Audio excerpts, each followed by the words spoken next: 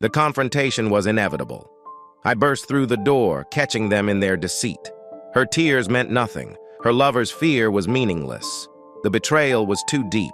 Every lie, every kiss, every stolen moment replayed in my mind. I had to see justice done, no matter the cost. The darkness within me grew, and I was ready to unleash it all. In the last video, Tim felt anger as he saw his wife having fun with other men. He thought about doing something drastic, but he didn't. Instead, his actions left his wife and her new friends in a dangerous situation. He collected everything he needed to divorce her and moved out of the house with their kids. Tim's wife explained that she had these affairs because she wanted something new in her life. Meanwhile, Tim hired a lawyer to start the divorce process while she hoped to save their marriage. Now, it was Sunday, 3 days after the winter storm. At 11 a.m., Tim gathered his young sons around their children's Bible. Laura and Will joined them, and they spent some time reading from the Bible and praying. The boys said simple prayers, asking God to keep their mommy safe and thanking Him. They all ended their worship with the Lord's Prayer. After the short service, Tim put away the Bible and told the boys they were going to a park to play and then eat. Though he still felt angry about his wife, he focused on making sure she was okay for the sake of their children. Tim tried to call Andy, but the phone line was busy, showing the storm still affected communication. He bundled the kids up and took them to the park. Laura stayed close, worried about the boys running too close to the river. Meanwhile, the men shared stories about growing up in South Texas. When the boys came running back, saying they were hungry, Tim promised to take everyone to lunch at a place with a kids' menu. They decided to go to their favorite spot, Krause's Beer Garden and Cafe. On the way back to Will and Laura's house, they stopped by Carl's store to pick up the developed film and videos. Tim paid Carl, but Carl looked serious. He warned Tim not to watch the videos because he already had what he needed to get custody of the kids. He added that seeing the videos would only make Tim feel worse. Tim thanked him but knew he would watch all of them anyway. He felt the need to gather all the information he could for his plans. As they drove, they avoided talking about the videos in the truck. When they got home, the phone rang. Laura answered and passed the phone to Tim, saying it was Andy. Tim spoke to his friend, telling him the boys would be happy to hear their mommy was okay. He turned to the boys. "Listen, they found mommy and she's fine. She got really cold and caught the flu though, so we'll stay away for a few days to keep from getting sick." The boys cheered, and Laura took them to the living room to play with their toys. Tim watched Will's face as he absorbed the news, trying to understand how he felt. Then Tim asked Andy what the sheriff thought had happened. After a few quiet moments, Andy explained the confusion among the fire department, insurance, and police. Tim's friend seemed pleased with the information. "Did anyone say anything about the truck?" Tim asked, and waited in silence. His expression changed as he listened, showing signs of anger. When Andy continued to speak, Tim's frustration boiled over. "So that's her story? Does she think I'm a fool? She's been playing me for months and she couldn't come up with a better excuse? She has no respect for me." Laura shook her head at Will and whispered, "Remember that night you drank too much tequila and told me stories about Tim? Was any of that true?" Will nodded but closed his eyes, looking as if he was praying. Tim's voice was tense as he spoke to Andy again. "I'll stay calm by tomorrow when we meet. But if I run into her friends at school, I'm not making any promises. I'll take deep breaths or try yoga first. In the morning, I'll sort out the banking stuff like you said, and I will stop by before work to let you help me calm down if I'm still angry." Andy talked longer, and Tim finally agreed that they should take their time to catch everyone involved. He told Andy to hire whoever was needed, and then they said goodbye. Tim held his hands up in a gesture of uncertainty, wondering what would happen next. Tim made sure his boys were busy before he shared with Will what the police had told Andy. After finishing the story, Tim asked if he understood correctly. "So they think it was a natural disaster? Since everything burned, there's no proof it wasn't," Tim said. Tim nodded with a grin, and both men burst into laughter. They kept laughing until one of them caught their breath. "At least you didn't shoot at them when they ran out to escape the fire."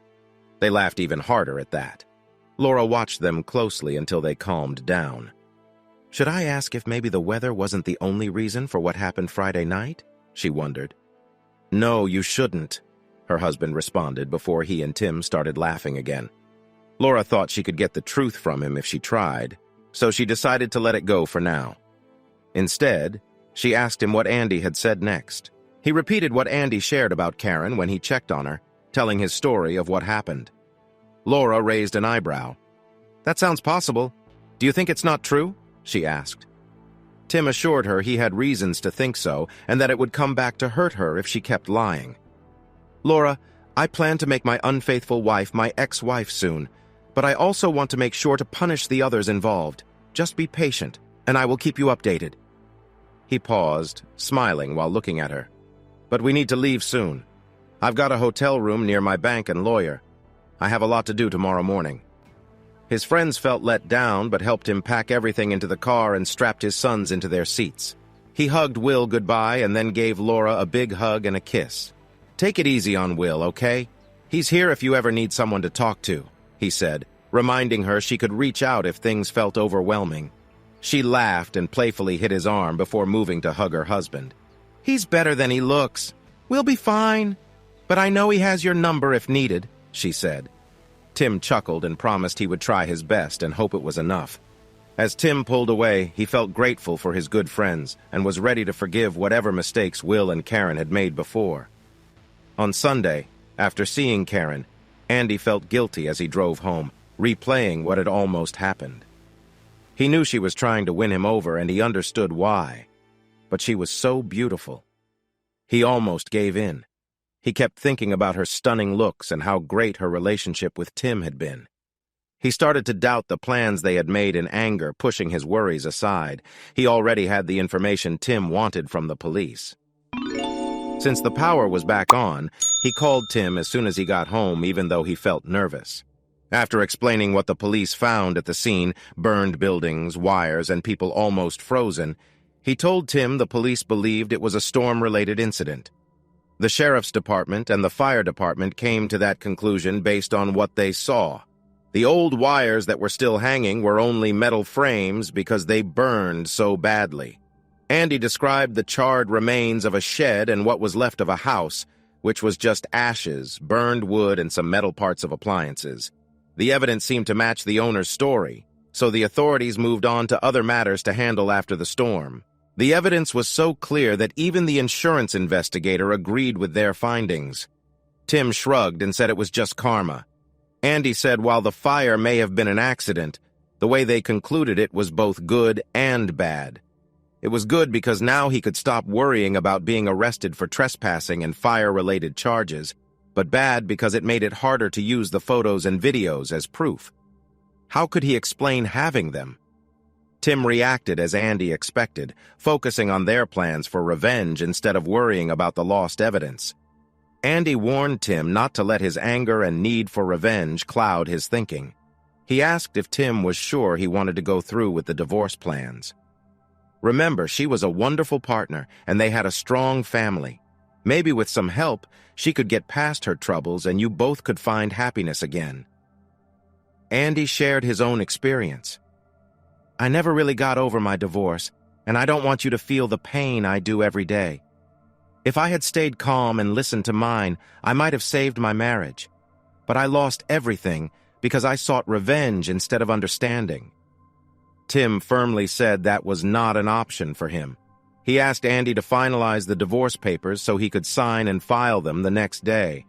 Andy sighed and told him that if he chose this path, he needed to hire a private investigator to help gather more evidence. Tim knew he needed strong proof of his ex-wife's bad behavior if he wanted to get full custody of the boys. He explained to Andy that they had to gather this information before he could file any papers.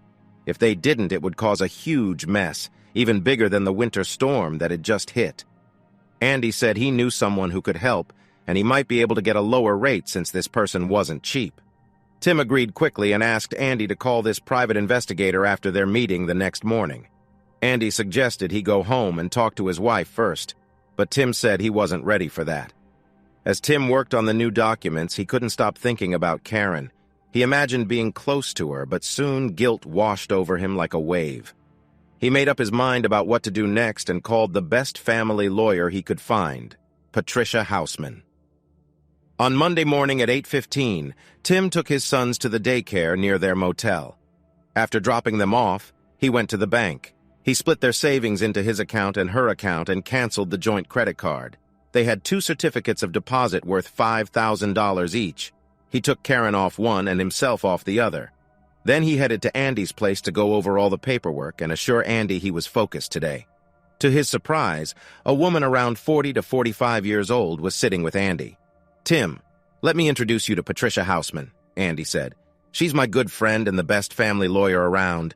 She will represent you in your divorce." Tim felt confused. Patricia explained, "Andy called me last night and told me about your situation. I'm here to help." She said that if Tim agreed, Andy would deal with matters related to her boyfriend, while Patricia would handle everything about his wife. "You'll get better help this way, and Andy won't have to choose between you two." Tim nodded and looked at Andy, who seemed a bit uneasy. "I hope you still have client confidentiality with Andy, right?" he asked. Patricia smiled and said, "Please call me Patty. And yes, it applies to Andy too. Andy, would you give us a moment alone?" After Andy left, Tim took 20 minutes to explain his story and answered Patricia's questions. Soon, Andy knocked and said the private investigator would arrive at Tim's house in 10 minutes. Patty said she would be with him for the meeting with his wife, but it would happen at Andy's office. Tim thanked her for joining him and turned to Andy, who looked tense. "You seemed taken with her yesterday. Do I need to add your name to the list of people to represent me?" Tim asked. Andy looked shocked, but then blushed. He finally met Tim's gaze and answered, "No, but she is quite tempting." They needed to focus on the task at hand, so Andy told Tim to meet the private investigator at home. "He should be there in 5 minutes," Andy said. "Let them work while you go on with your day. We need things to seem as normal as possible." Tim had about 20 minutes before he had to be at school. On Sunday, he'd told the assistant principal, Chet, that he would arrive after 11:30. Chet told him school would start at 10, so he would cover Tim's class that morning. Tim promised to be there for athletics and asked if Chet could meet him in the coach's office at 11:40. Chet agreed, asking if Tim needed to bring anything for protection. Tim joked that he might need both tools to deal with some troublemakers. He needed the time to show the investigator and his technician around his house, teach them how to set up their equipment, and how to check and change the recordings. After checking in at the school office, Tim and Chet made their way to the coach's offices. Tim noticed some colleagues in Steve's office and let Chet chat with them. He went to the locker room, greeted the other coaches, and got ready for practice. Chet and Frank left when the other coaches arrived. They set the players up. Some went to the weight room, while others went outside for drills. Tim coached as he normally would, running the drills with the players and then practicing their offense. After their workout, the players changed back into their school clothes, rushing off to lunch. As Tim walked out chatting with his friend Gary about the storm, Coach Slaughter called out to him, "Coach Kelly, can I talk to you for a minute? Come into my office."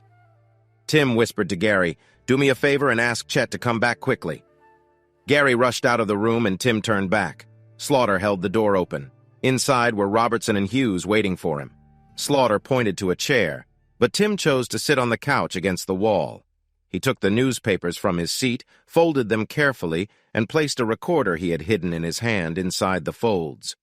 "Coach, we heard you weren't home to greet your wife when we finally got her back," he said. "We just want to clear up any confusion," Slaughter spoke earnestly. "This trip was a last-minute idea. I wanted to be at the game to help out. JW offered to drive, and we thought it would be nice to invite your wife in case it was the last game of the season." She agreed, and we all helped pay for a babysitter. We should have checked the weather, but we were in a rush to see the earlier games. Karen could enjoy some time with you, he added. Tim's face was plain, and he stared intensely at Slaughter, making him uneasy. Rogers jumped in. "We almost got there when we heard the games were canceled, so we turned around. On the way back, we stopped at your house to check on the poker players. They were still playing, even after we said we were going to the game. We thought we had time before the storm hit, so we stayed in the house, drinking and watching the game. Then everything went crazy. The power went out, and our trucks caught fire because a wire spark flew everywhere. The fire spread from the trucks to your house," Rogers explained. We ran to the boathouse and had a terrible night there. It was freezing. Karen wore a light dress, so we gave her extra blankets, but she still got sick and had to go to the hospital because you weren't there," Rogers said accusingly. Hughes spoke up. "Tim, I respect your wife. She's my best teacher. You have to believe us. Nothing wrong happened between us." Tim stayed calm as he looked from one man to the other. He saw the untruths in their eyes. Chet knocked and walked in. "What's going on, guys?" Tim replied.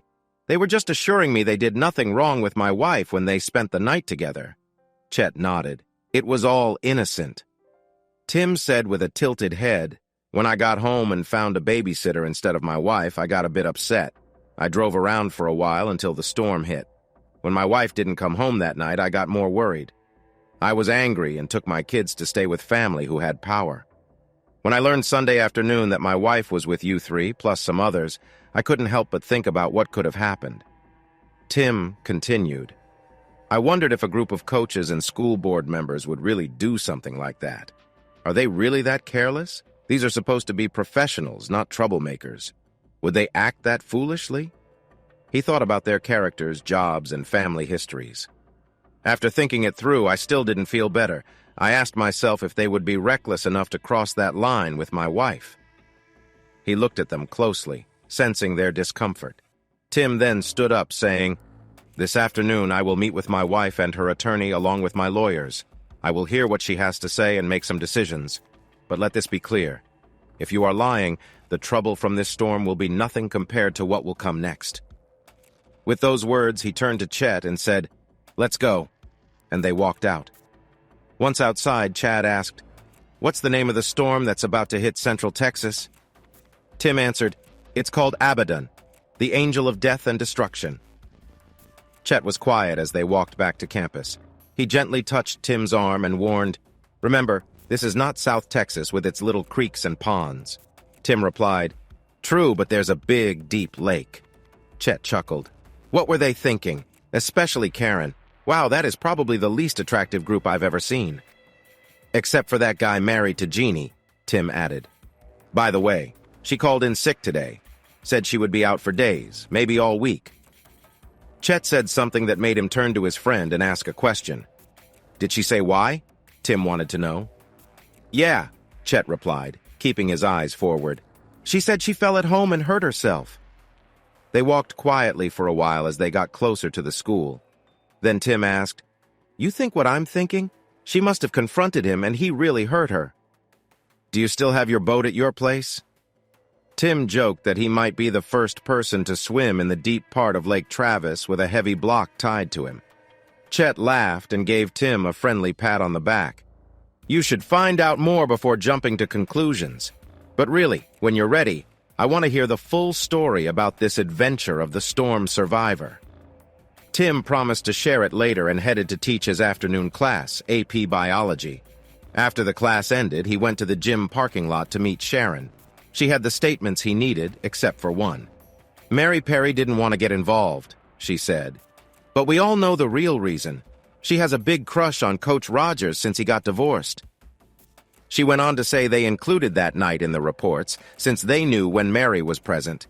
Everyone else wrote down when they babysat his kids, who hired them, who took them there, and who picked them up. They noted names of anyone seen in the car with his wife, just like you asked. Sharon looked at him with excitement as she spoke, and he smiled back at her gratefully. She gave him a playful smile and promised, "Anything for you, Coach." Then she tossed her long blonde hair, turned back to make sure he was watching, and walked to her car. She wore a tight dress that stopped mid-thigh, and he couldn't help but watch her. She was beautiful and smart, and all he had to do was ask her out. He shook his head, calling himself foolish, and walked to his truck. He noticed Slaughter's car was at the admin office, so he grabbed his recorder from a folded newspaper in the field house. His wife called to say she could leave work early, so he got ready for their meeting at 3 o'clock. Before the meeting, Tim spoke with Patty again, saying he wanted Karen on record. If she wouldn't go on record, he planned to leave. She gave him her lawyer's name, and he asked her to have him verify her story officially. He agreed to go back home only if Karen would do 3 things. 1, put her whereabouts on record for Friday night. 2, say she had never been with those men before. And 3, say that what she told him was the truth. He also wanted her to agree to an STD test and counseling. They walked into the large meeting room where Karen, Barry, Benson, and Andy were waiting. Karen looked good in a nice navy blue jumpsuit that showed off her figure. She sat next to Benton, who didn't seem happy to see Patty. Andy sat at the head of the table and had been talking with Karen, but stopped to smile widely when Tim and Patty arrived. Tim nodded to everyone and sat down across from Karen, though he avoided her gaze. Andy introduced everyone, even though everyone except Patty and Karen knew each other. Andy explained that the meeting was to clarify what had happened last Friday when Mrs. Kelly didn't come home to her children and husband. Benson jumped in, saying his client wanted to share her side and show how much he cared by taking her children away instead of waiting for her to return. He claimed that she faced more emotional pain after being helped. Patty then said, "So you won't mind if we record this conversation?" She mentioned that Tim had heard different stories from the police and others and wanted a clear account from his wife. He needed to have this meeting on the record, and he assumed there were no objections. Benton looked annoyed and began to talk, but Karen interrupted him. "Of course we don't mind. The truth doesn't need to hide." Andy looked a bit uneasy while Benton seemed upset. Patty thanked her and started the tape recorder, listing everyone present and the agreement to keep everything on the record. She leaned back, asked each person to introduce themselves, and told Karen to go ahead. But Tim interrupted. "This is Tim Kelly." "Karen," he continued, "as I wrote in my note, I need you to tell me the truth, all of it. You'll only have this chance, is that clear?" "Oh yes, honey, that is very clear," she replied. "And don't worry, I really want to explain what happened so you'll see why you reacted the way you did." Patty noted, the previous speaker was Karen Kelly. Andy felt a burning pain in his chest as he looked at Tim, silently urging him to speak up. Tim did. "Karen, you don't know what I know. But before you start talking, know that I understand more than you think I do. If you tell me something that isn't true, I will ask for a divorce and temporary custody of our sons. You only get one chance. This is it." Karen hesitated and glanced at Benton. He nodded, and that seemed to calm her fears. "Tim," Patty interrupted, "this is Karen Kelly speaking." "Mrs. Kelly, you may begin." Karen started again. "Tim, honey, nothing happened on Friday. It was just bad luck. Steve invited me to your game, and I called Sharon to babysit. While she told the same lies she told Andy, she also told Tim in the coach's office." Tim kept his eyes on her, searching for any hint of honesty. Sadly, he found nothing when she spoke about being saved. He looked at Andy, who was now slumped in his chair. Karen finished. "So you see, Tim, it was all a big misunderstanding. Nothing happened between me and any of the men that wouldn't pass the husband test. Please come home and bring my boys back. I want our happy lives back. I forgive you for doubting me." Andy sighed softly and lowered his head. Tim looked at Karen and said, "Okay, let's review. I asked who? You said Roger, Vince, Ward, Allen, and Barnes. I asked what happened. You said nothing that you wouldn't want your husband to see. I asked how long. You said just this one time on Friday night. I asked why. Your answer was bad luck. What do you say, Mr. Benton? What's your version?" Benton met Tim's gaze and claimed that everything Karen said about the time they had at the ranch was the truth. But he admitted he couldn't say what happened before that since he wasn't in the truck with them when he stopped talking. Karen, sounding condescending, said, "Okay, now you know I'm upset. You jumped to conclusions and took my sons away. I promise I'll forgive you when you bring them home. Just give me a hug, a kiss, and apologize tonight." Tim looked at Benton, then at Andy, and finally at Karen with a serious look. "Karen, we won't be coming home tonight or any night. I warned you how I would react if you lied, and you've lied way too often. Any trust or love I had for you is gone. Don't act surprised. I told you I knew more than you think." He turned from his shocked wife to her surprised lawyer and said, "Why would I ever take you back after you betrayed me and lied about it? Do you see something in me that nobody else does? I won't be your fool. I won't ignore what you've done. Mr. Benton, you should warn your other clients. They will be hearing from my lawyer soon, too. Goodbye." Tim stood up and walked to the small office where he and his attorney had met before. Patty gathered her files and notes. Karen sat there, stunned by Tim's reaction, while Benton quietly packed his papers. Karen looked at Andy and saw a look of disgust she had never seen before. This made her break down and cry. Andy got up and asked them to leave through the front door. He wished them a good day and went down the hall to meet Tim and Patty. When he entered the small office, Tim was sitting against the wall. Patty had the phone in her hand as she asked Tim about the custody and divorce papers. Tim nodded and looked at Andy. "What about the others?" Andy asked. Tim replied, "You know what to do. Getting full custody of the boys is our top goal. Getting rid of the troublemakers is the short-term goal. Long-term, we want to make sure they feel the weight of their actions. So you let me know when you're ready." Andy had some news. "My friend, who is the president of the school board, heard about what happened on Friday. He had the board secretary add 2 items to the meeting agenda on Thursday.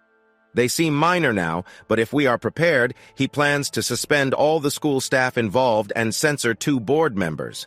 The board's lawyer is even looking into ways to kick them out if they don't resign.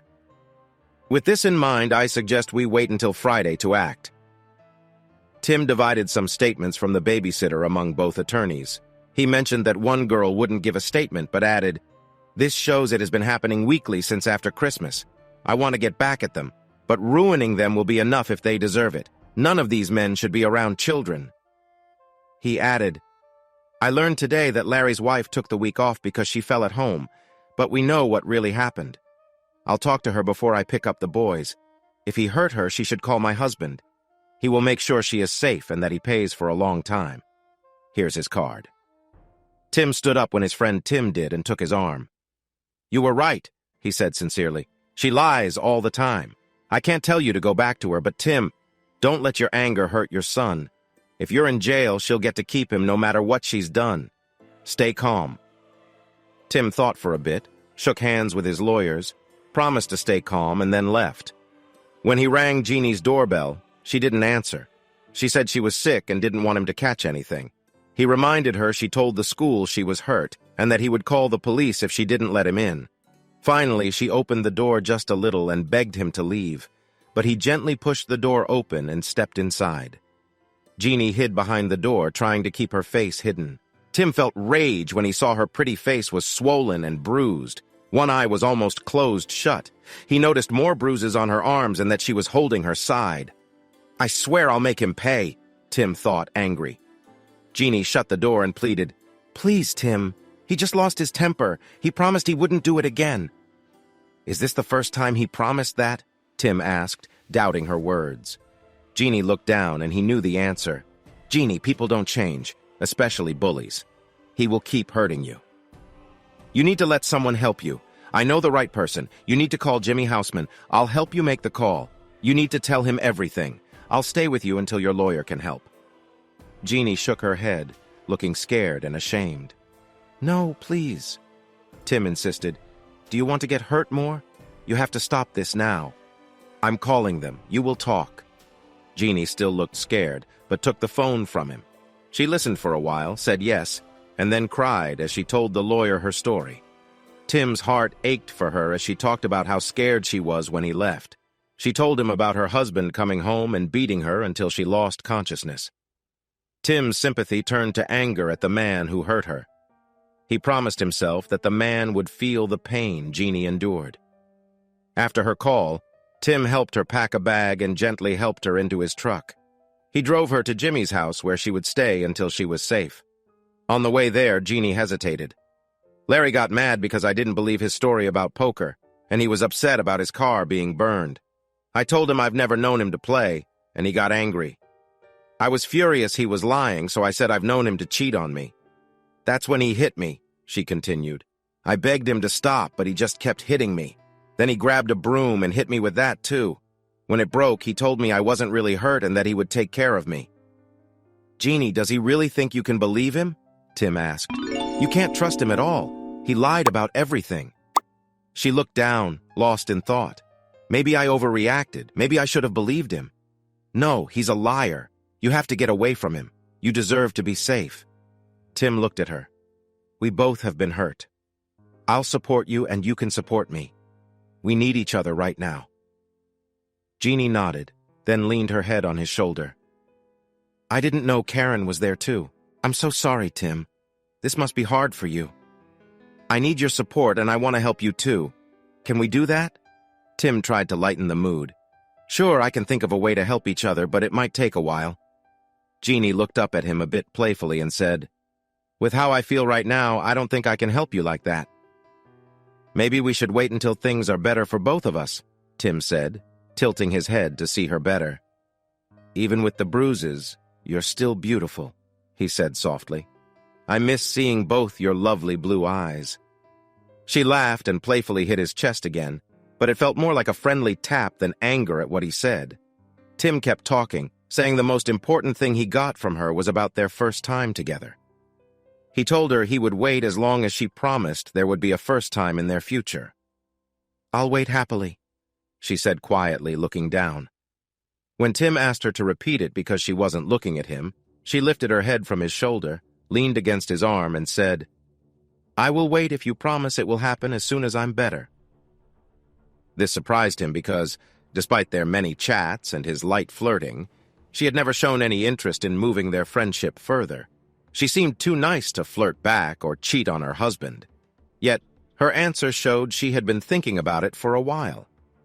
That's the easiest promise I've ever made. Get well soon, Jeannie, he said sweetly. They were at the horseman's house. Tim parked his truck, helped Jeannie with her bags to the door, and met Patty's husband. The men were told to wait in one place while Patty took Jeannie to her room. Jimmy shook his head, grabbed Tim's hand, and said, I'm really sorry. Since our cases are connected, Patty told me what happened so I could be ready. She insisted I take Jeannie's case and that your friend stay here to keep her safe. He laughed, releasing Tim's hand. With a knowing smile, he added, You've got a challenge here. From what I've seen, you might want to keep me on your side. I'm a criminal lawyer. Tim handed him a $100 bill and asked, Where do I sign? Jimmy chuckled again and led him to their nice home office. He brought out a contract, filled in the main parts, and handed it to Tim to sign. After signing, Jimmy said, Now you have a 2-man, 1-woman legal team in place. Why do I feel you're going to need us all before this is over? Tim looked at him fiercely and said, I never let anyone disrespect me. I won't allow my friends to be hurt without making sure the ones who did it pay. My friends would tell you I'm a good friend but a terrible enemy. I see my wife and those involved as my enemies. And Larry Barnes is at the top of my list. You know I was there and I took pictures and got proof. But you don't know that I had a gun or that I seriously thought about just taking care of them myself. Andy doesn't want me to use the pictures or recordings because they would show I was there, and the sheriff might want to investigate the fire again. But I'm warning you, Jimmy, I will use what I have to fight for custody of my sons, even if it risks everything. I refuse to let A304 raise my kids, and I won't let those terrible people get away with it. So be ready if it comes to that. And if Jeannie's husband tries to hurt her again, I'll need you even sooner. Patty and Jeannie were standing just outside the door, listening. Jimmy saw them, called them in, and told them Tim was now his client as well. How much did you hear? He asked. Patty replied, We got here when Tim started talking about never letting anyone disrespect him, so we heard quite a bit. She then turned to Tim and said, I think we need to ask Andy to come over and bring the proof you have. I know you have a private investigator working on this, and you have cameras set up in several places, but we can wait on those. Jimmy, call Andy. I'll order pizza if everyone tells me what they want. We can start working on this tonight. Tim said he would love to start, but needed to pick up his sons. Patty insisted the boys stay at their home and offered 2 more bedrooms. Tim agreed, canceled their hotel room, and went to get his boys. When he returned with his excited little boys and all their things, Patty, Jimmy, and Jeannie made a big fuss over them. They made sure the boys had their favorite pizza and filled their milk glasses while listening to all their stories about new friends from daycare. When the boys asked about Jeannie's injuries, she explained she had fallen down and hoped she didn't look too scary. The boys immediately hugged her, and baby Mark told her he would help with her boo-boos because he wanted to be a doctor when he grew up. He took a doctor kit to her while Patrick entertained Jimmy and Patty. As the pizza and excitement wore off, Tim bathed the boys and got them ready for bed. After saying their prayers, he told them a story about brave knights, fierce dragons, and fair maidens, and soon they were asleep. When he returned to the office, the others were discussing their options. Tim pulled out a tape recorder and another cassette tape from his briefcase. Andy had arrived with the audio and videotapes Tim had taken from the ranch before the fire. He greeted him, and the ladies asked if the boys were asleep. Jimmy suggested they move to the den, where he had a big TV and a video player. He put in the tape labeled KK, but Tim wanted to start with the recording from the coach's office today. He was eager to see how they reacted to his words and leaving. The first 10 minutes showed his conversation with them, but things got really intriguing from there. After Frank and Chet left JW, he started complaining loudly. "How does he know all this? How could he?" Frank jumped in. "I'm not so sure. He said he would listen to her." "As long as we all stick to the same story, we'll be fine," Steve told JW. "Call your brother. Tell him what happened and see what he knows about Tim. We might be dealing with someone more dangerous than we thought, especially if he started the fire." JW checked his watch and called his brother's office at a small but rich school in South Texas. "Tommy, I'm glad you're in your office instead of out with some cheerleader or their mom. Hey, we have you on speaker. Is that okay? Steve and Frank are with me." "Hello, boys. Are you getting my little brother in trouble?" Tommy joked. "Actually, that's why we're calling. Don't you have a coach who knows Tim Kelly?" Steve asked. "Yes, he's here with me," Tommy said. "JW, Frank, this is Carlos. We're on speaker now. There are only 2 of us in the office." "Carlos, nice to hear you," JW shouted. "Wow, Jay, you're still alive? I thought someone would have taken care of you by now," Carlos joked. "You know, like the guy here tried to do." "That was a mix-up," Steve replied. "Simon told me they were separated." Carlos continued, "Let me tell you a story, and then I'll ask you something. Okay?" When Carlos agreed, Steve shared the story, stressing the 2 explosions, the live electrical wire, and the fire. "Tell me, Carlos, does that sound like your man Kelly? You said the back of the house was on fire, right? Well, that sounds like how he became known, but it wasn't him." "How do you know?" Steve asked. Carlos replied, "Because you're still alive. When Tim Kelly sets a building on fire, he waits at the front to shoot whoever comes out the door or windows. That's what my cousins back home said happened. The law thought a bad oil spill started the fire, and the people living there left for Mexico. No one looked too hard for them because they were involved in drugs. They had hurt a friend's sister and other girls too, so they just let it go. They never found any bodies. So who knows? As we say around here, Kayan Saab." "Carlos, you aren't making me feel any better," Steve said. "When did all this happen?" "Back when he was a sophomore or junior in college. He came home after a game and found out what happened to the girls. After that, a lot of bad things happened to bad people. The police seemed happy. They'd find outlaws badly hurt and then they would just vanish. Or they vanished at the same time girls stopped disappearing. Drug sales dropped, and shop owners didn't need to pay for protection anymore. The police acted like nothing was wrong.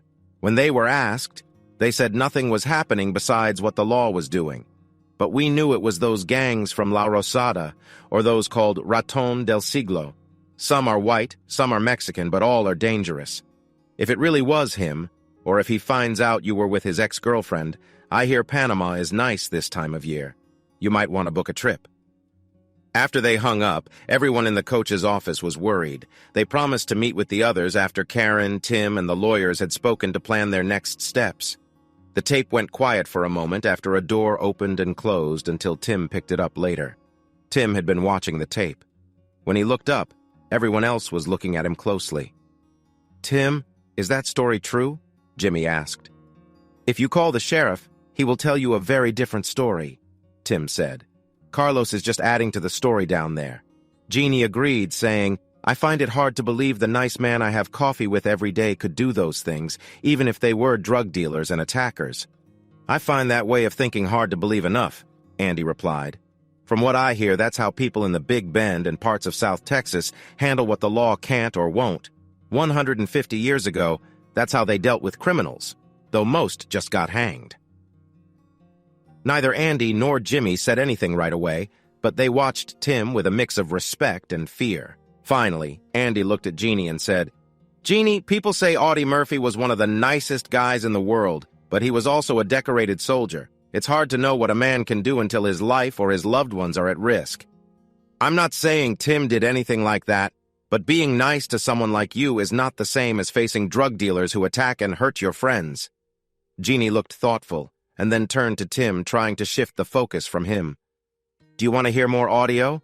We have 2 more tapes, or we can watch the video from Friday night." "The video?" Jeannie said quickly. "I want to see it for myself." Andy looked hesitant. "You two know watching the video will be hard, and those images might stay with you forever," he warned.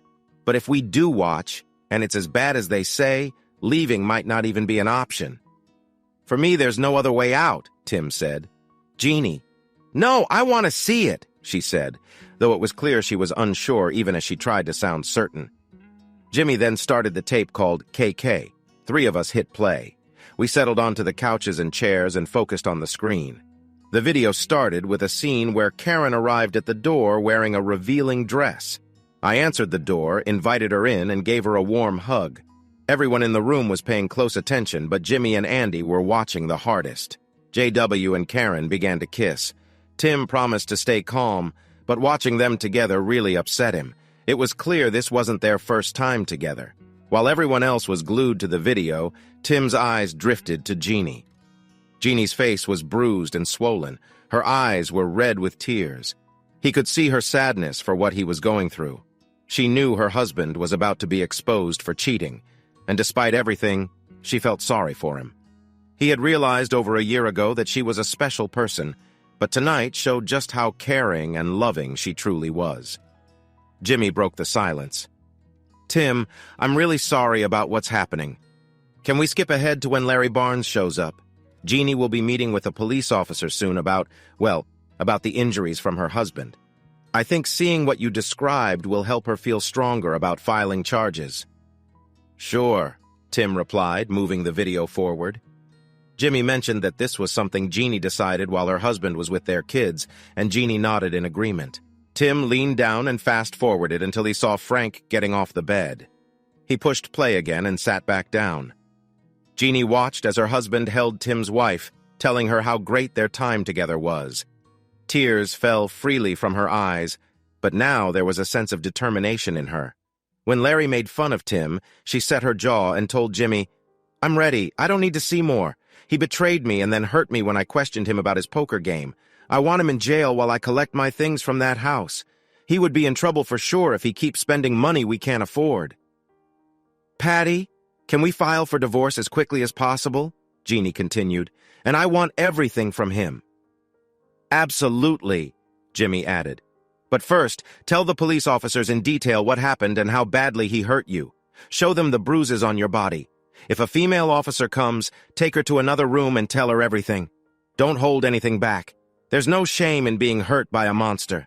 Make sure to mention the times he hit you before. We want him in jail and a protection order in place for you when he gets out." Just then, there was a knock at the door.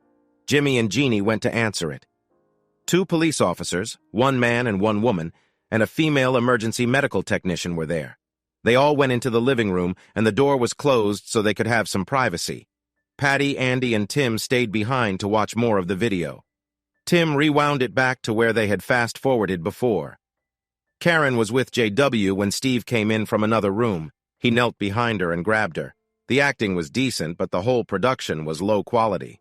The video was more weird than anything, and Tim's loud laughter broke the tension, which got everyone else laughing too. After he calmed down, Tim joked, "I must be the worst husband for Karen to turn to these guys for anything. And seriously, why would anyone show their naked bodies in public, let alone on film? Is that really a thing in this industry?" Andy chuckled. "They should have invited me." Patty was laughing hard now, catching her breath between giggles. "You guys would have to prove it to me, but my Jimmy looks like a movie star next to those guys." Tim and Andy exchanged playful winks, stood up, and moved in front of Patty. "You said we have to prove it to you. Here we are," Andy teased. Patty laughed. "Really? With 2 cops and an EMT in here, you want me to check you out?" Tim replied. "Well, you're the one who said we have to prove it to you."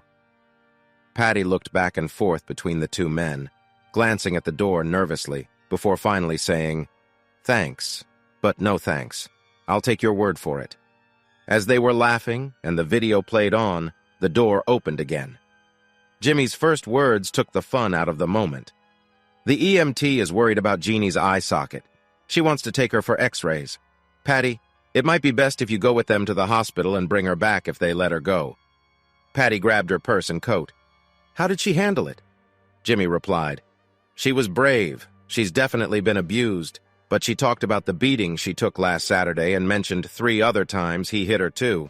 She even told them about the mental and emotional abuse he put her through during their 2 years of marriage. I wanted to cry for her, but she stayed strong and laid it all out. She's tougher than she looks and tougher than she believes. Tim grabbed his jacket and said, I'm going with you. But the 3 lawyers explained why that plan was a bad idea.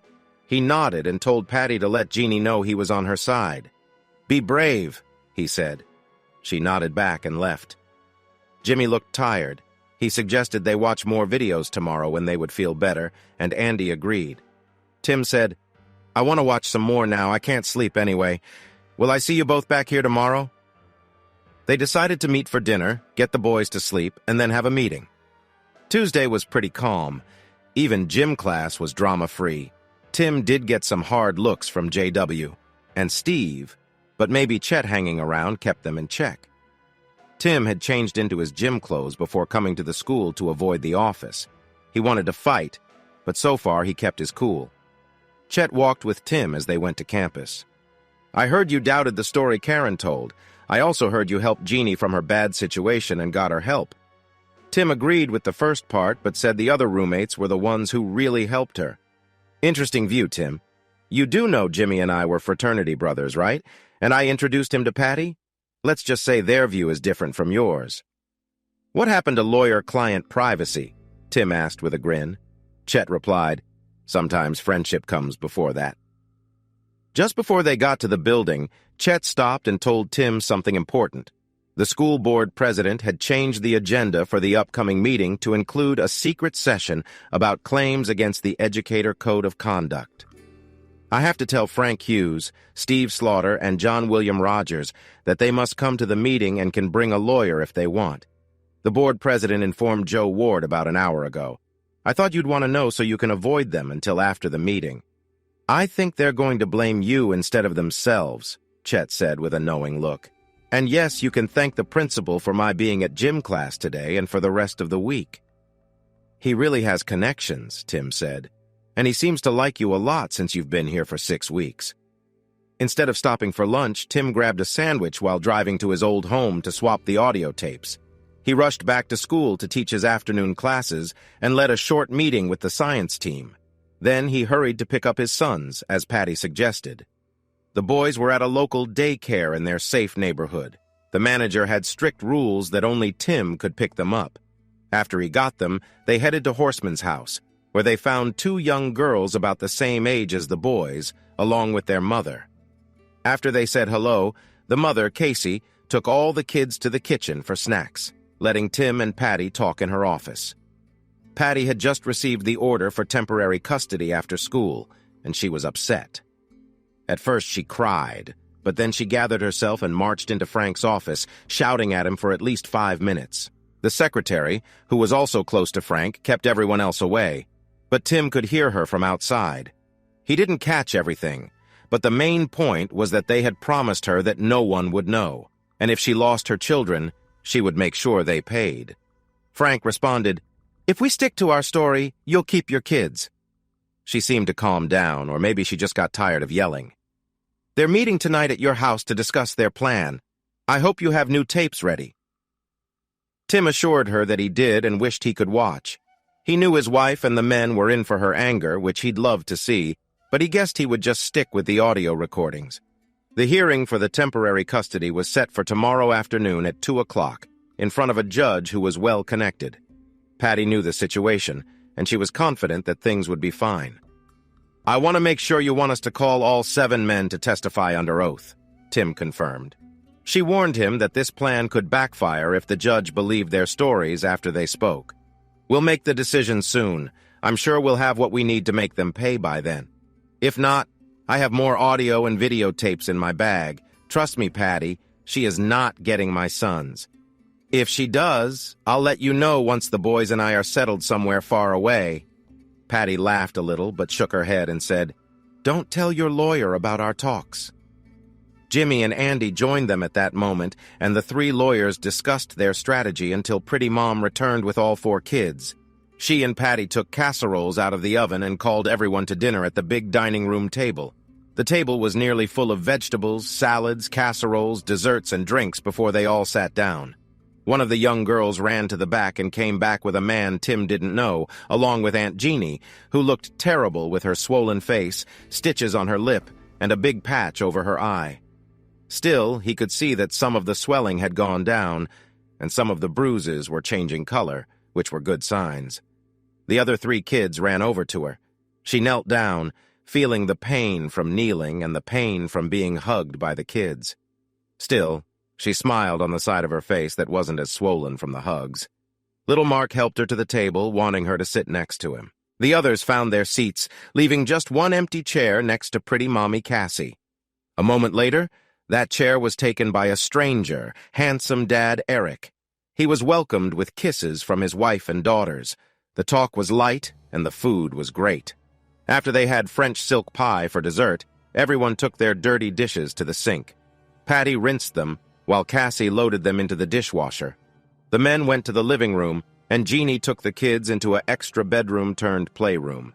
The kids didn't seem to notice her injuries anymore, showing that kids can see beyond the surface and recognize kindness. Eric told Tim he had been the doctor on duty when Jeannie was brought to the hospital. It was just luck that he was there, but Jimmy had called the hospital to find out how she was. Eric learned what she needed for treatment and support. The talk turned serious as Eric explained that Jeannie had 2 broken ribs and a small crack in her eye socket. She had a mild concussion, too. Her kidneys were bruised, and there were signs of an old rib break from before. Eric had shared this with the police, and Jimmy told him that Larry Barnes was arrested at his home within an hour of leaving. Larry made bail a few hours later but had to stay 1,000 feet away from Jeannie and her home. He faced jail time until his trial. The officer who gave Jimmy this news said Larry was upset and might not follow the order. The officer said there would be a police car checking the house every day, but they couldn't promise her safety. Jeannie might need to hide somewhere safe for a while. Everyone in the room noticed how Tim's mood changed as they heard this. The anger that showed when he learned Larry might not obey the order was disturbing. Eric asked Tim how he was doing since Jeannie was worried about him after all he had been through. "I'm okay, as well as can be expected," Tim said. "She needs to focus on getting better and getting rid of that man for good." "Most men who hurt their wives don't change," Tim added. "Court orders and jail time don't stop them. Unless he's gone for good, I'm not sure Jeannie will ever be safe." Jimmy felt the need to remind Tim, "You have to give the system a chance. Right now we have no proof that he will come after her." "We're all aware," he continued. "We'll keep her here until things are settled. Hopefully, after we deal with him, he'll leave and Jeannie won't hear from him again." Tim replied, "I just worry he might hurt her before the system helps." Tim then focused on Jimmy, asking, "Do you have any guns here?" "Just a pistol in a safe under the bed," Jimmy said. Tim replied, "Do you mind if I bring some of mine in? A gun in a safe won't stop someone angry from coming in." Jimmy felt foolish for not thinking about the danger Jeannie faced. He quickly agreed to let Tim bring in his guns. Tim walked out to his truck. Dr. Eric watched him leave and said to Andy and Jimmy, "He's very tense. We need to keep him from going too far." "He's right," Eric said. "Men who hurt women often don't let the law stop them. We need to stay alert. Are your alarms working, Jimmy?" "They work, but I haven't been using them. I didn't think I'd need to in this area. I'll call and have them turned on again." Just then, Patty and Cassie came in from the kitchen as Tim returned with a pistol, a rifle, and a shotgun. Patty looked at Jimmy, who whispered, "I'll explain." Tim put the pistol on a shelf by the door, the shotgun on a bookshelf in the office, and took the rifle into the kitchen near the back door. They were all out of reach of the kids, but quick to grab if needed. "I keep one in my truck. Who here can use a gun?" Every person raised their hand, which made Tim laugh. "I guess we are still in Texas," Andy joked. Andy reminded the group that Tim had good reasons to worry about how Larry or any other man who hurts women might react after what had happened. Patty replied, "I agree. We need to be careful. Those animals might try to hurt anyone they think is helping their partner." Cassie agreed. "Eric, He might blame you for getting him arrested. We should go home. Lock all the doors and windows. Set the alarm. We need to hide a few of our guns where we can get to them quickly like Tim did. And we have to keep an eye out for anyone acting strange in our neighborhood." When Cassie went to get their kids, Tim put on his jacket and hid a Colt .45 gun in his pocket. "I'll walk you ladies home if that's okay," he said to the girls. They jumped up and down, insisting he stay to see their new dollhouse. Patty said she would make sure the boys got a bath. So Tim left with the doctor and his family. The short walk was quiet, but Tim, Eric, and Cassie were very alert. "It's amazing how a simple 2-block walk makes you notice everything around you," Eric said softly. The boys were already in bed, and Jeannie had read them a story when Tim returned 20 minutes later. After playing with the girls and their dollhouse, he helped them say their night prayers and tucked them in bed. Jeannie smiled at him and then went to the kitchen. She took her ice mask and 2 other pads and went into her room. When Tim got back to the living room, he found everyone gathered in the TV room, playing the audio tape from the night before. It mainly had Karen crying and a phone call to JW where she talked about the meeting on Monday. Tim felt disgusted listening to Karen's complaints, especially since she thought they wouldn't get caught and seemed to believe Tim knew what was happening. JW tried to calm her down, but they didn't talk about anything important. "I bet tonight's tape will be very different," Tim said firmly after they mentioned the meeting. "Just wait for tomorrow's hearing and Larry's arrest. I bet they are planning something right now at my house." No one disagreed. Patty suggested they watch the rest of the video from last night. But Tim, feeling anxious, declared, "No, I want to see who is there. I'll be back in half an hour." Andy quickly looked at the others and said, "Wait, I'm coming with you. I want to see it too, and I don't want you to just go in and take care of the whole bunch if Larry is there." Everyone agreed, so instead of taking Tim's recognizable truck, they drove in Andy's car. 15 minutes later, they parked near Tim's house in front of a vacant home across the street. They counted 6 cars, including Karen's.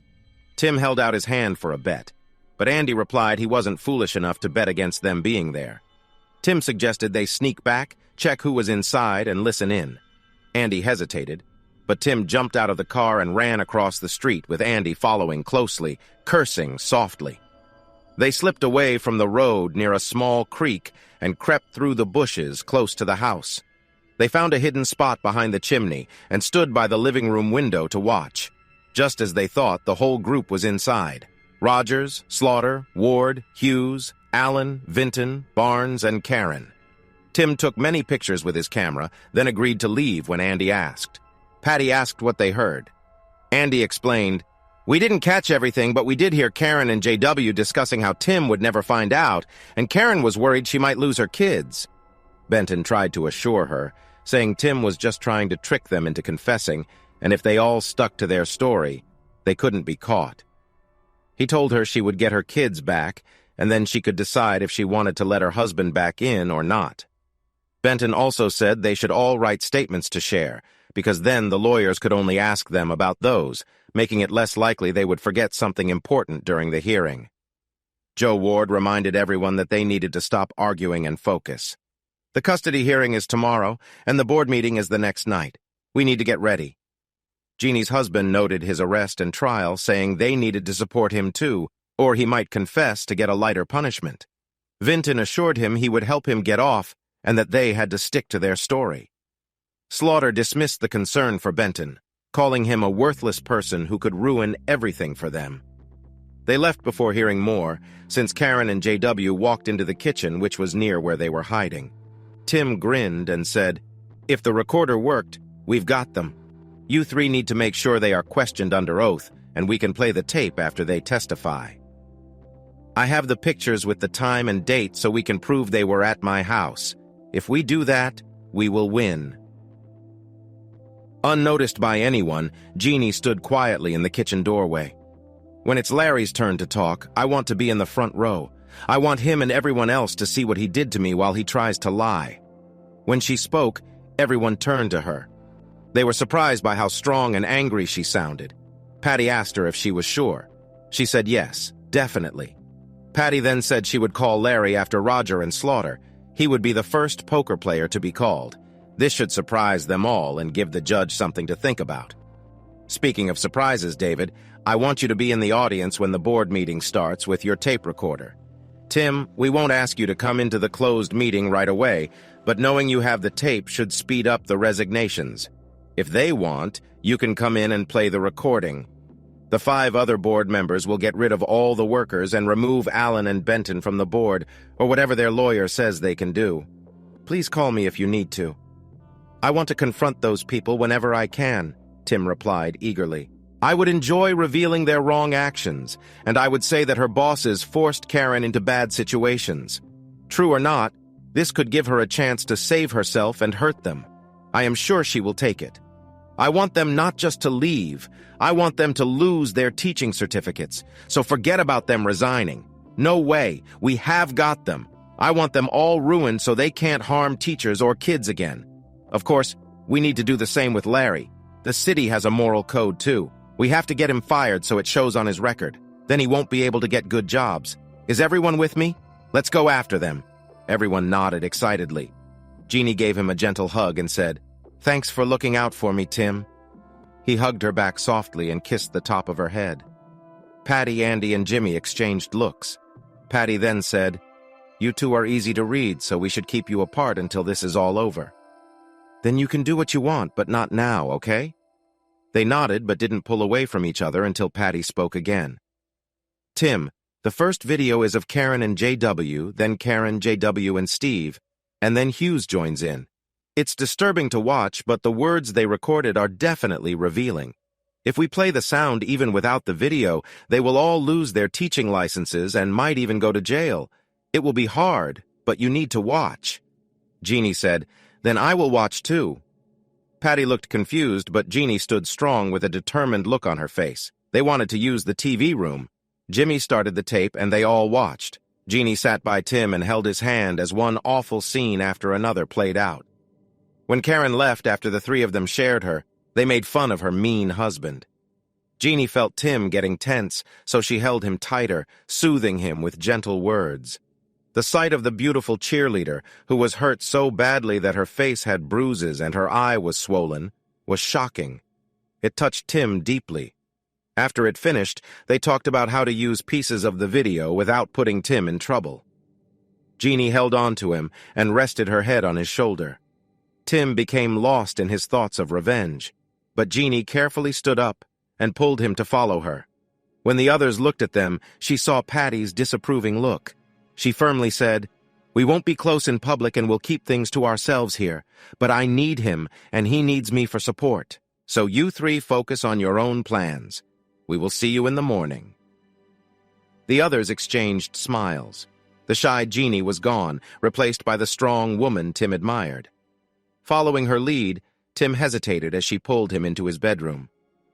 No funny stuff, she said, but I need to hold you, please. Tim just nodded and offered his hand to let her use the bathroom first. She said she had already bathed. All she needed to do was change into her pajamas. Tim returned in his boxers and a t-shirt to find Jeannie wearing soft pajamas in his bed. He looked at her and she said, Please. He climbed in, keeping to his side of the bed. But soon she moved closer, laid her head on his shoulder, and snuggled up with a sigh. The only view he had was of her eye patch and the hurt side of her face, which felt uncomfortable, but he tried to picture her happy and let himself relax. I'm not going to lie, Jeannie. I've dreamed of you cuddling with me before, but tonight is very different. Take what you need from me. I'll be your support, he said. As you wish, Jeannie sleepily replied. It isn't the first time I've had that dream either, Tim. Please hold me. I need you tonight. He kept her close, and she fell asleep quickly. Tim stayed awake a bit longer, going over his plan for Wednesday. As usual, he woke up at 5:30. He carefully moved away from her and left her sleeping on her unhurt side. Tim quietly snuck out of the room to start his day. Things happened fast as Tim got his boys dressed and sent them off to play before they rushed into his room.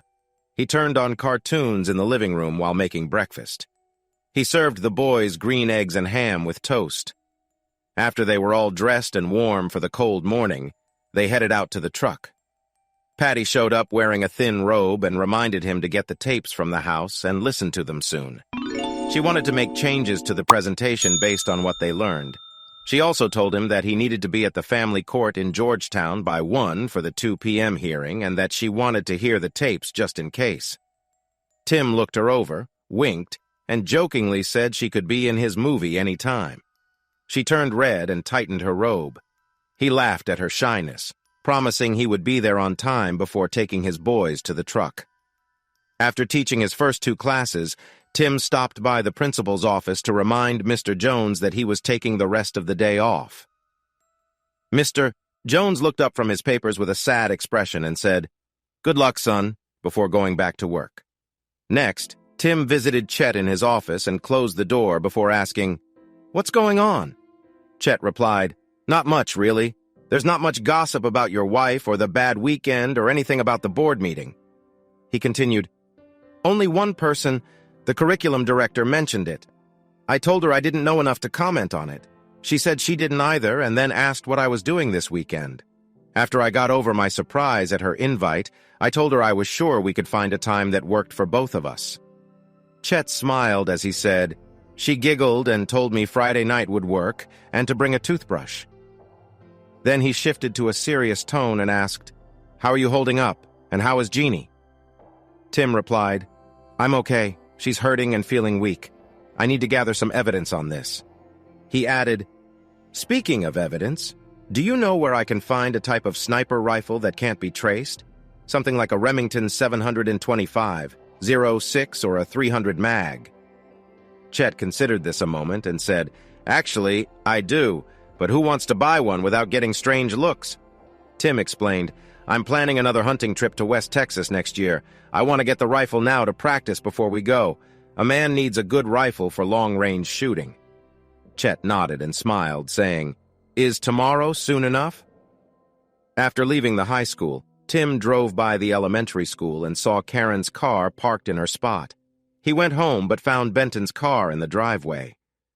Great, he thought, realizing Karen was meeting with her lawyer at their house before the hearing. I can't get the tapes now. Worried that he might lose custody without the tapes, he drove to Patty's house to tell her what was happening. She was less worried, believing the judge would accept Tim's plea based on the situation. But Tim still knew it would be harder to win the final custody hearing. Since he knew where Karen and her lawyer would be, Tim called his private investigator and asked him to get the tapes and replace them while everyone was at court. His PI said it would be done as soon as they left, and he would have someone bring the tapes to the courthouse. When Tim and his lawyer arrived at court, Karen and Barry were already there, and a group of people sat behind them, smiling at Tim when he glanced their way. The judge explained the hearing's purpose: to decide the best temporary living situation for the 2 boys. She noted that this was a legal matter, but would be less formal because the focus was on the children's best interests. After opening statements, the judge asked Patty to present Tim's case. Patty argued that Tim should have temporary custody of the boys. She mentioned that Tim's coaching duties were over, so he could pick them up from daycare early. She also highlighted his strong bond with his sons and good parenting skills. In contrast, she pointed out that Karen often left their boys with babysitters, some qualified and some not, while spending time with other men. Patty used a recent incident to show how Karen's negligence could have left the boys without a parent for days if Tim hadn't stepped in. The judge had received copies of statements from witnesses that Karen's lawyer would call, and she was surprised that Patty was pursuing the case so vigorously. But Patty shocked everyone with her next words. "Your Honor, we just read the statements from the men in this room, and my client wants to hear from them and Mrs. Kelly. He wants to be sure he understands the situation fully." With that, she called John William Rogers as her first witness. As JW was being sworn in, the wives of Barry, Frank, Joe, and John walked into the small courtroom and took seats in the back row. The looks on their husbands' faces were worth the trouble of being there. Oh no. If there was ever a day to show how people could express their feelings, it was today. It only took one phone call from Jeannie to Jamie, the wife of Frank Hughes, to start a big mess. Jeannie said she needed to talk to someone whose husband was there because the story felt strange but possible. Jamie told her the story her husband told her, saying it was true. But when Jeannie mentioned that Karen was there with the men, that was enough to bring the other women to the hearing room, looking very angry. It turned out that these men did not tell their wives that Mrs. Kelly was at the poker game and spent the night with them in the boathouse. Patty guided the men like she was leading them down a fancy path, getting them to recall the stories they had prepared and written down, with just enough changes to seem believable. Tim's face stayed calm, but he leaned in to show he was interested in what they were saying. After those three men, Patty called Larry Barnes. As he sat down and took the oath, Jeannie Barnes walked in carefully and took a seat in the front row behind him. The judge noticed her painful look and frowned at Larry, who looked pale and avoided eye contact. Jeannie's hard expression made Larry nervous, and his shaky answers showed it. Still, he was on the record now. Next, a surprise witness came in. Mary Benton, usually calm and in control, looked very nervous. He tried to object, but he had his own sworn statement, so the judge allowed him to speak. He said things like, "I was drinking, so I'm maybe not clear." Patty helped him by reminding him of his written statement. Sweat poured down his face as it turned red from embarrassment. His wife's happy look showed the judge everything he needed to know. Lastly came Karen. She was dressed simply and looked like a good mother and teacher. She spoke softly about being innocent and wronged by her angry husband. She claimed nothing upset him and ended with tears on her cheeks, looking very sad. The judge seemed touched, as did Tim, who called his lawyer to the table before Jeannie left. Patty returned and started asking more questions. "Miss Kelly, you say nothing inappropriate happened with these men, right?" "Yes." "And this was your first time with them, correct?" Karen seemed surprised, but answered yes. Patty asked her why she got babysitters for her kids to go to basketball games where her husband was coaching. Patty handed over a list of babysitter dates to the judge and to Karen. Karen turned pale and shot a glare at Benton before answering. "I wasn't with those men. I went shopping with other wives. I don't know where they got that idea."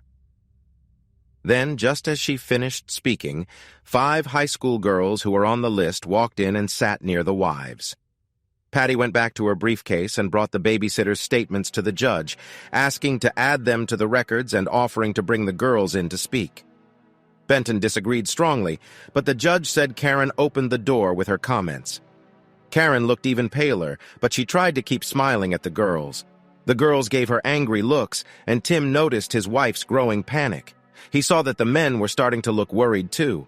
"Miss Kelly, please read Sharon Malden's statement about when she babysat for you on December 27th and 28th.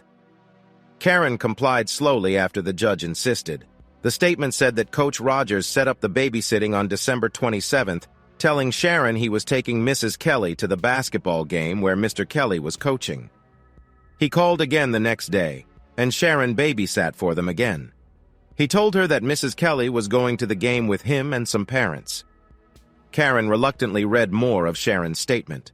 It said that Coach Rogers arranged for her to babysit on a Friday in February, telling Sharon he and Coach Slaughter would pick her up after school, take her to the house, and bring her home later, likely around midnight. Sharon also said that Mrs. Kelly was ready to leave with them those times. "Miss Kelly, do you still say you were shopping with friends those December dates?" Karen glared at the men, adjusted her dress, straightened up, and said defiantly, "Okay, I did leave with them, but they dropped me off, and then I went shopping with Beth, Coach Slaughter's wife. This is just another misunderstanding." Patty looked at Karen with sympathy, shook her head, and told the judge that Miss Kelly didn't need to be here, even though the lawyer hadn't brought the tapes. Next, she called her last witness, Mr. Kelly. After Tim swore to tell the truth, Patty asked him about the events from that Friday and what proof he had against the many witnesses who had already spoken. Tim answered that he didn't need to argue with their stories right now. Instead, he just wanted to show that his wife often did not take care of their children. She would leave them with babysitters every time his team had an away game to do who knows what. He continued, "Your Honor, after each game, when I had breakfast with my wife, she would ask me about the game. When I asked how her night was, she told me it was a quiet night with our sons. Now, we know that wasn't true. I doubt the stories told by my wife and the other men about that Friday night. I plan to show proof during my divorce case and custody hearing.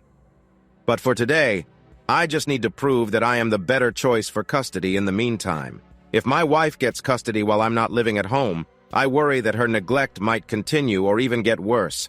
I am concerned about our sons in her care." The judge dismissed Tim and turned back to the defense. Benton made a passionate argument, and then Karen took the stand again to say that she was a caring mother who had never been called negligent before.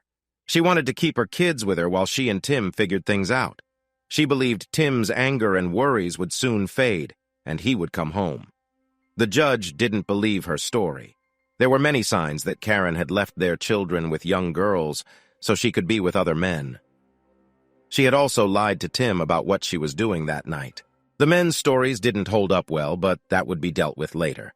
The judge gave temporary custody to Tim and set a date for the permanent custody hearing in 2 weeks. The judge looked directly at Karen as she explained that she didn't believe the arguments made for her. Karen had used babysitters at least 10 times. She didn't tell Tim when he asked her about the care for their children, and she had changed her story when asked about the babysitters. Karen was upset. She glared at her allies, and they glared back at Tim. Tim matched the smirk they gave him when he first walked in. If they only knew what I have planned, he thought, their time will come. Benton turned to the other 6 quietly and said, "We underestimated him. We need to look at other, more serious options. Meet at my office at 7 tonight. And don't worry about what your wives say. Just be there."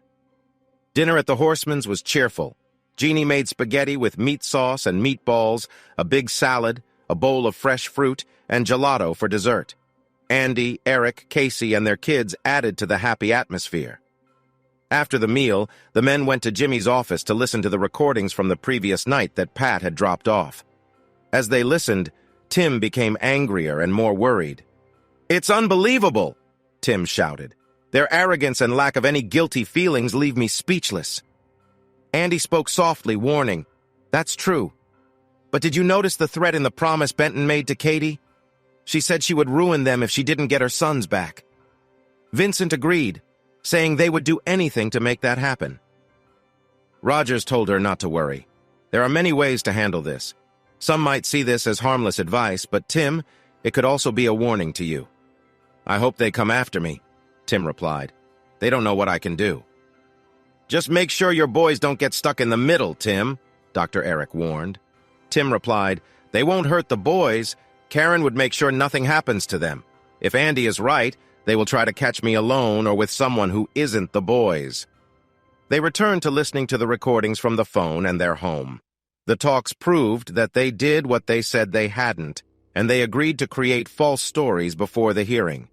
When the recordings finished, Jimmy said, "They're in big trouble. At the hearing, Judge Williams will hear about their lies and send them to jail for lying under oath." Tim then started the video recordings of Karen with JW, Steve, and Frank. By the time they were done watching, Tim felt strong against Karen's charms. Following Andy's lead, they discussed their plan for the Board of Trustees meeting the next night. After sharing ideas, they agreed on actions that could lead to the firing of the educators involved and the removal of 2 board members for bad behavior. They even made a special plan for Larry Barnes to not only get him fired, but also to lengthen his time in jail. Thursday was bright and sunny, reflecting Tim's good mood. Jeannie had spent the night with him again. They cuddled and woke up snuggled beside each other as he stood by the bed, looking down at her. Tim noticed that using ice and heat had helped reduce the swelling on her face over the last day. Her calm sleeping looked like the medicine had worked to lessen her pain in her face, ribs, and lower back. From one side, she was still the lovely blonde he admired, but from the other side, she looked scary, like something from a horror movie. Because of this, she tried to stay inside and away from others. Eric kept coming to check on her so she could have privacy while she healed. At school, Tim found out that both JW and Steve had quit their jobs that morning to take higher-paying jobs at a wealthy school in West Texas. Beth had also quit to teach there, and all 3 got time off from the superintendent. Tim wasted no time and called Andy. He said he wouldn't let them quit and leave like that. He wanted to hold them accountable. He asked Andy if he should file a complaint against them. Andy explained that he had talked to David Pierce, who was his friend and the head of the school board. They were going to look into the claims of bad behavior, like blackmail and harassment, against Rogers, Slaughter, Hughes, Ward, Allen, and Benson. Tim heard that there was a meeting at Benton's house at noon. Benton was free since his wife had left him and was getting a divorce. Doesn't that make you feel bad for him? Andy asked with a hint of sarcasm. Tim shrugged it off. When should I be there? David would start the meeting at 7 p.m. They would review what happened, talk about the allegations, and give the accused a chance to speak privately. After that, they would go back to the public meeting, where evidence would be looked at and a vote would take place. Andy said they might be asked to give evidence in either the private or public session. After discussing all of this, they would vote, and then the regular meeting would go on. They planned to meet in front of the administration building at 6:30 to see when they should share their evidence. Tim agreed and went back to his regular day. Chet met him at the field house as the sports period began. He quickly updated the athletes on coaches Slaughter and Rogers stepping down. He answered their questions, then told them that Coach Kelly would take charge of the off-season fitness program. There was cheering and clapping at that news. The kids were excited to jump into the field after Coach Kelly shared his new plans to help them get bigger, faster, and stronger. The workout was lively and full of energy. Tim felt happy with the positive support from the kids and his fellow coaches. His afternoon classes went smoothly, and he left right after the last one ended at 3 p.m. so he could pick up his sons. The daycare director, Mrs. Gonzalez, walked out with him. He held Mark in one arm and Patrick in the other. While they talked about a superhero costume party coming up, Tim noticed a pickup truck parked across the street. Something about it made him uneasy. Suddenly, as it moved forward, he saw a glint and a rifle sticking out from the driver's side window. In a hurry, he grabbed his sons and pushed Mrs. Gonzalez away. The boys flew in different directions as he shouted a warning. Just then, he felt a sharp pain in his left shoulder and heard a gunshot. Another shot rang out, and he felt a pull at his left side, but he ignored the pain and ran for his truck to protect his sons. He heard a third shot just before reaching the truck. That one missed him, but it hit something behind him. Quickly, he grabbed the gun he kept in his truck. Just then, another bullet struck the windshield, narrowly missing him. He stepped outside when something hit his lower leg, but he managed to aim his gun at the shooter and fired 3 shots into the truck. The rifle disappeared, and the truck sped away. Feeling weak, Tim leaned against his truck and noticed blood on his clothes. Turning around, he saw his sons being held by Mrs. Solis. They were crying and yelling for him. He wanted to reach them, but his legs wouldn't support him anymore. He fell to the ground just as a police car skidded to a stop in front of his truck. Knowing his boys were safe, he let himself drift into darkness. Later, Tim became somewhat aware of beeping and buzzing sounds. He heard voices and opened his eyes. He realized he was hooked up to machines and surrounded by monitors. His mouth felt dry, and his neck and shoulder ached when he tried to lift his head. He heard someone gasp and turned his head to see who it was. A woman grabbed his hand and exclaimed, "He's awake!"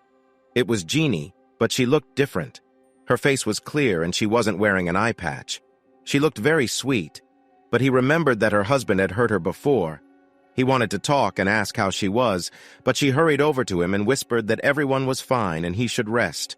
He closed his eyes and slipped back into darkness. When he opened them again, he saw medical staff, both men and women, gathered around his bed. He focused on the man in a white coat standing closest to him. He tried to ask why he was there, but his mouth was too dry to speak. A nurse in blue scrubs held a straw to his lips, letting him sip a little water before taking it away. The doctor asked if he knew why he was in the hospital. Tim's confused mind searched for an answer, but nothing made sense. He managed to whisper no, and the nurse gave him another sip of water. Dr. James asked what he could remember. Tim thought back and remembered he had kids and had been picking them up from daycare when something happened. But what was it? Suddenly, he remembered. He had been shot. He blurted that out and then asked in a panic, "Are my sons okay?" The doctor reassured him that they were fine and said he would heal and be better in a week or two. "We're happy to see you awake and that you remember your sons. Those are good signs and we expect you to recover fully," the doctor said. "At first it was touch and go because you lost a lot of blood. But you're young and strong, so you're doing well so far. You will need some therapy to regain your strength, but you'll improve every day." Tim asked, "When can I see my sons?" The doctor and nurses exchanged looks, and Dr. James said, "Right now, let's focus on making you stronger. We'll set up a visit when you're better." Feeling dazed, Tim felt uneasy. Where are they? Who are they with? We don't have all the details about your family, Mr. Kelly. We are your medical team. Your lawyers asked us to call them when you woke up. Your sister just left to take care of some things. Nurse Phillips will let them know you're awake, and hopefully they can give you the information you need, the doctor explained. Tim nodded, and as the team began to leave, he drifted back to sleep, wondering why his sister was there instead of with her kids at the ranch. The sound of familiar voices brought him slowly back to reality. He heard a medical person explaining his condition. He's still weak from losing blood, but the infected wound in his leg is responding well to the treatment. The other injuries are also healing, so we're hopeful, but he needs a lot of rest. I can give you 15 minutes with him, but then you'll have to leave. Can I stay? I promise I won't disturb him, but I want to watch over him like I have since the shooting, a female voice he recognized asked. Tim opened his eyes a little and looked around at the people in his room.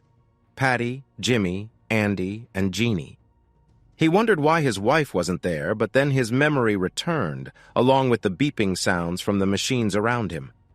The nurse rushed to his side, but the noise faded as he focused on his friends. "It's good to see you," he croaked. "Thanks for coming." The nurse let him sip some water through a straw, and he saw tears in his friend's eyes. "We thought we lost you," Patty said softly, trying to smile. Tim replied, "I'm tougher than a few bullets. Are my boys okay?" Andy answered, "They are, thanks to you. If you hadn't pushed Mrs. Gonzalez away, she and Mark might have been hit. The first bullet grazed your shoulder, which was very close to Mark, and the second shot would have hit Mrs. Gonzalez. She and the police say you're a hero." Tim didn't want to hear the praise and asked again, "But my sons are all right?" "Yes," Andy reassured him. "They were scared but unhurt. They were mostly worried about you. Mrs. Gonzalez took them inside and looked after them while the EMTs helped you and the police looked into what happened. She let them watch through the window because they were really shaken up seeing you fall. They calmed down when your wife came and took them with her when the ambulance left." Seeing Tim's anger at that, Andy continued, "I know you don't want their mother with them, but it all happened so quickly and she took them away. We talked to the police about the custody order and thought about having a judge take them from her. We wanted to keep them safe for you, but we knew that wouldn't work. She was the best option." Tim felt upset. "So, her boyfriend nearly kills me, almost hitting Mark, and she just happened to show up to take them? And you think that's a good idea?" Jimmy, ignoring Tim's anger, said, "Did you see the shooters? That's good. The police will want to talk to you soon. They already know one of the people involved, but not who actually shot you." Tim's anger grew, and the machines around him beeped louder. The nurse guided the three friends out, but agreed to let his sister stay if she helped keep him calm.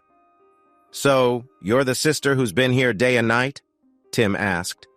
"That was the only way they would let me come into your room," Jeannie said. "Well, that's interesting." He felt so weak he didn't know what kind of face he was making.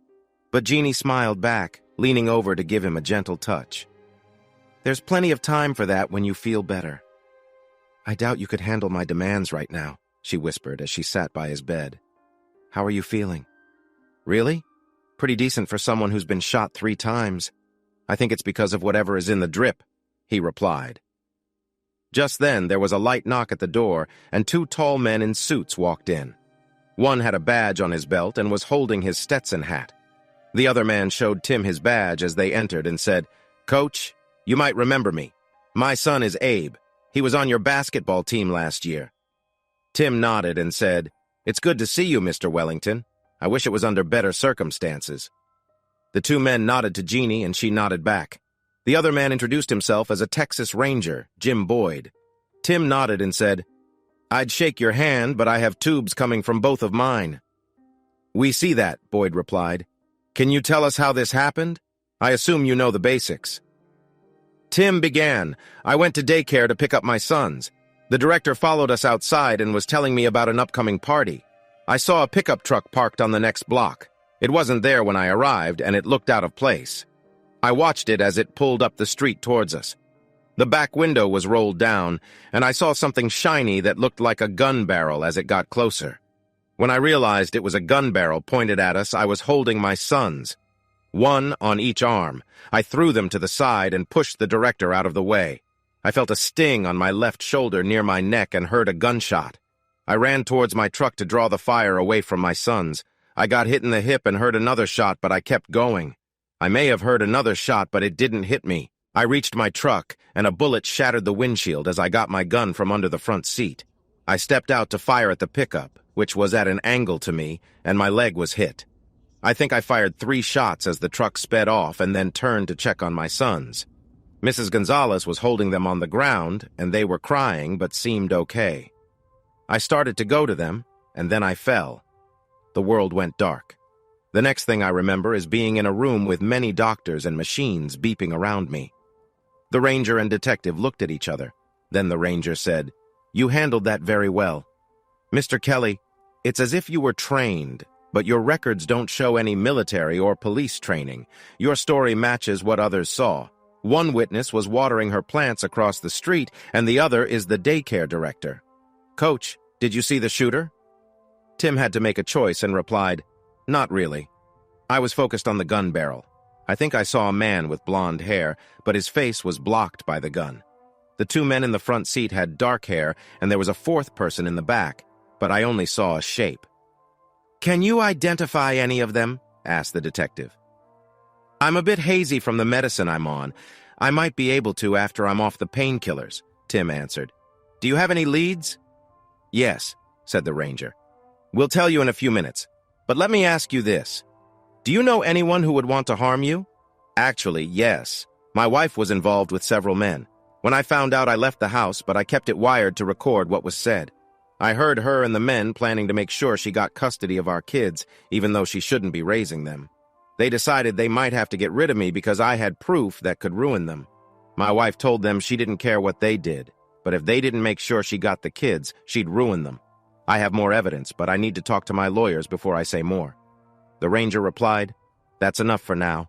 What you've told us matches what we know, including the identities of the men." Detective Wellington spoke up, "So you won't be surprised when I tell you the truck was borrowed from a friend by John William Rogers. The friend came forward after he found bullet holes in his truck after hearing about the shooting. Rogers and 3 of the other men your wife was involved with have disappeared. We've put out a lookout for them and are watching the others because we're worried about your safety. The sheriff has guards on duty at all times, and the hospital security team is alerted. We believe you are safe here, but please stay alert. If you see anything odd, press the call button, and our guard will be there quickly. Remember that it could be anyone, not just them. It might be someone helping them or someone they hired." Tim nodded and then said, "I have a couple of questions. How was my wife, who just lost custody of our kids, there right after I was shot? I'm not saying she knew I would be shot, but that looks really suspicious. Why does she have our boys now? The detective said they were wondering about that too. They found out she was with a friend, a teacher from her school who lives close by. After the hearing, they heard the sirens. They knew your boys were at the daycare, so they hurried over. Her friend supports her story about why she has custody.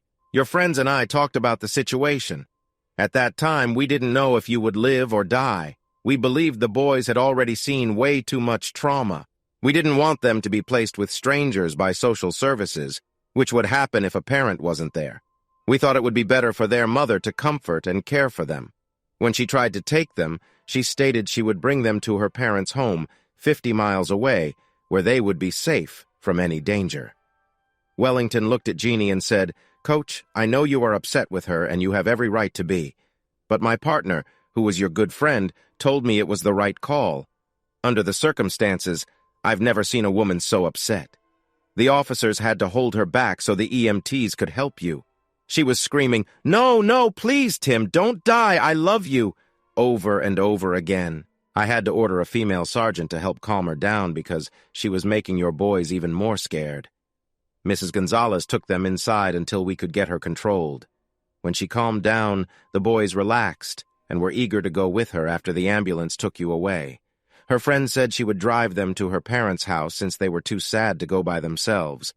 So as much as you might be upset, I really think we did the right thing. When you are better, you can go back to court. But until those people who hurt you are caught, it's safer for the boys to avoid you." After they left, Tim turned to Jeannie and thanked her for being with him. Jeannie looked worried when she warned him. "Tim, I heard what they said about keeping an eye out for anyone strange. I'm worried about the night nurse who was on duty while you were still asleep. She was rude to me and questioned why I was there. She acted like she didn't want to be your nurse. The others treated you like a hero and were very gentle. She was rough and didn't seem to care about checking on you. It was during her shift that you almost died a few days after they brought you in. Do you know her?" Tim said he didn't remember seeing her. He wanted to be awake when she came in that night. Jeannie said she refused to leave his side and stayed awake whenever Nurse Simpson was on duty. Tonight was the start of another 3-day shift for her. Tim told her to go home and get some rest so she could stay awake later. She hesitated but agreed and kissed his forehead gently. After she left, Tim napped until his doctor came in the late afternoon. The doctor had the IVs taken out and prescribed pain pills instead. He urged Tim to take the pills on time because it would help him heal faster. The doctor wouldn't let Tim have the catheter removed yet because his leg wasn't ready to be used, but he said Tim could start physical therapy tomorrow, which would help him recover. Tim replied that he was already good at using a bedpan and would quickly learn to use the urine bottle. The doctor smiled and shook his head. He ordered the catheter be removed, trusting Tim wouldn't overdo it with the physical therapist. Tim thanked him gratefully. Jeannie returned at 6:30, just before the nurses came in to check his charts.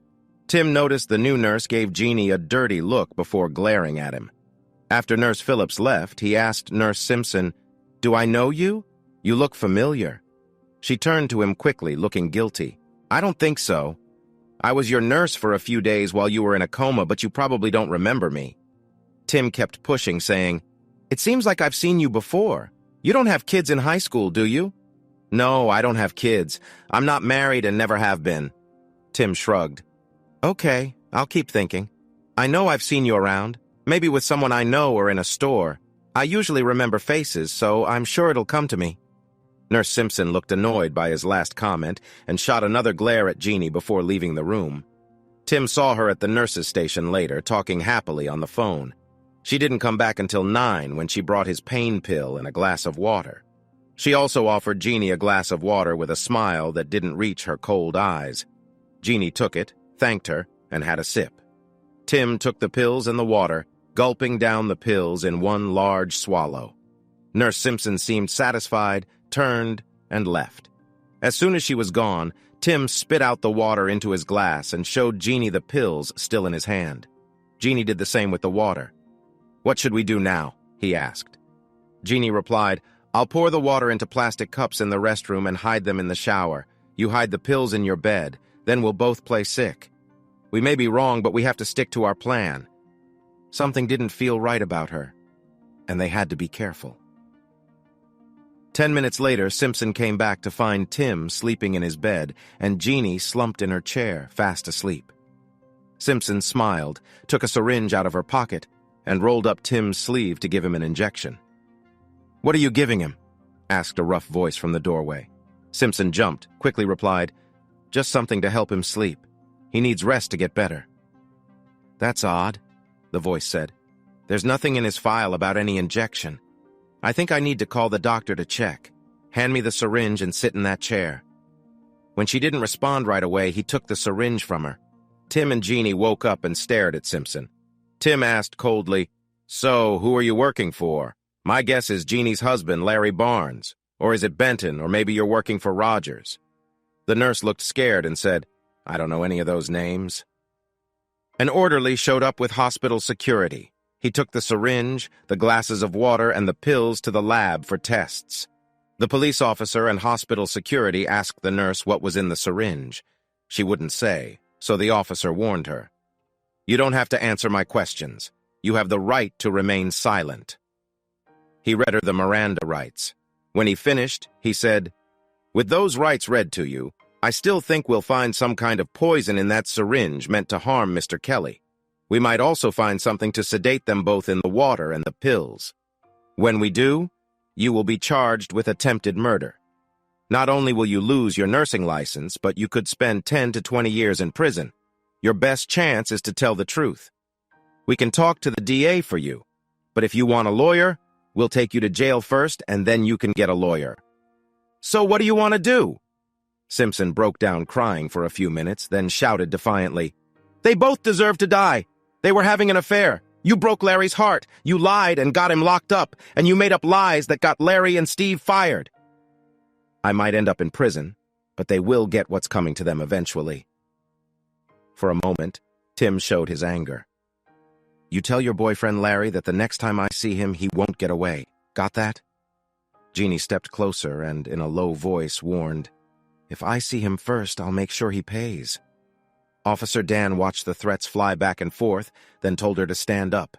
He handcuffed her and called for the police team waiting outside to take her to jail. When the lab team arrived, Detective Wellington came in. He thanked Tim and Jeannie for being alert and sharing their concerns. We're increasing the security here, and we'll have a car outside all night. We take her threat very seriously, and so should you, Tim responded. Oh, we do. I want my gun or another gun in my bed from now on. Can you make that happen? Wellington looked around to check no one was watching, then pulled a gun from his holster and handed it to Tim. Keep it hidden, and don't tell anyone where you got it.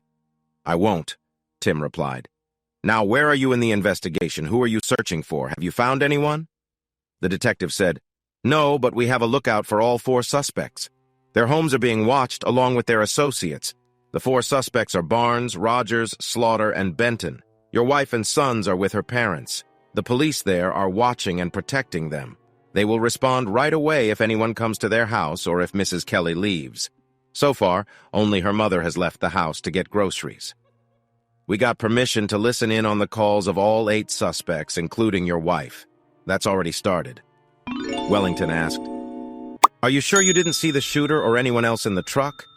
That would really help us find them.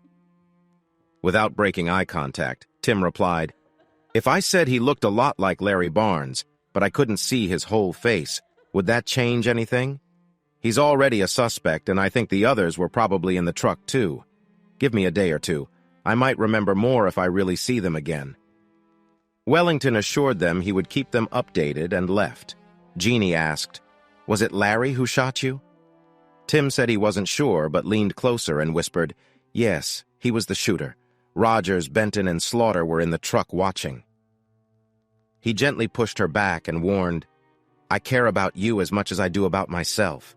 If Larry is involved, he might come after you too. He's probably more angry at you than at me. So don't go anywhere alone without someone to protect you, okay? The days went by quickly with visits from friends, teachers, and parents. The principal, several teachers, students, and many of the athletes he had coached all stopped by to check in on him. His lawyers took turns coming each day, but Jeannie stayed by his side except when she needed to clean up and change clothes because of the threat made by Nurse Simpson. Tim was at home when Jeannie arrived with 2 Leos, who helped her inside. Tim's family had come to visit for 2 days, so the nurses knew Jeannie wasn't really his sister. The head nurse smiled and asked if it was okay for Jeannie to stay, even though she wasn't family. After that, the nurses treated her like a wife. They gave her a rollaway bed and meals. But Tim's real wife was missing. She didn't come by or call. On the 4th day, Tim called his in-laws' house and spoke with his father-in-law. Good afternoon, Gramps. How are you? Tim asked. I'm fine. We have Karen and the boys with us. They are safe and doing well. How are you? Gramps replied. We heard you are getting better, but I haven't heard more in a few days. Tim replied, I don't know why you haven't heard anything. Karen is listed as my spouse so she can get updates from the nurses. And what about my wife? His father-in-law asked about Tim's family.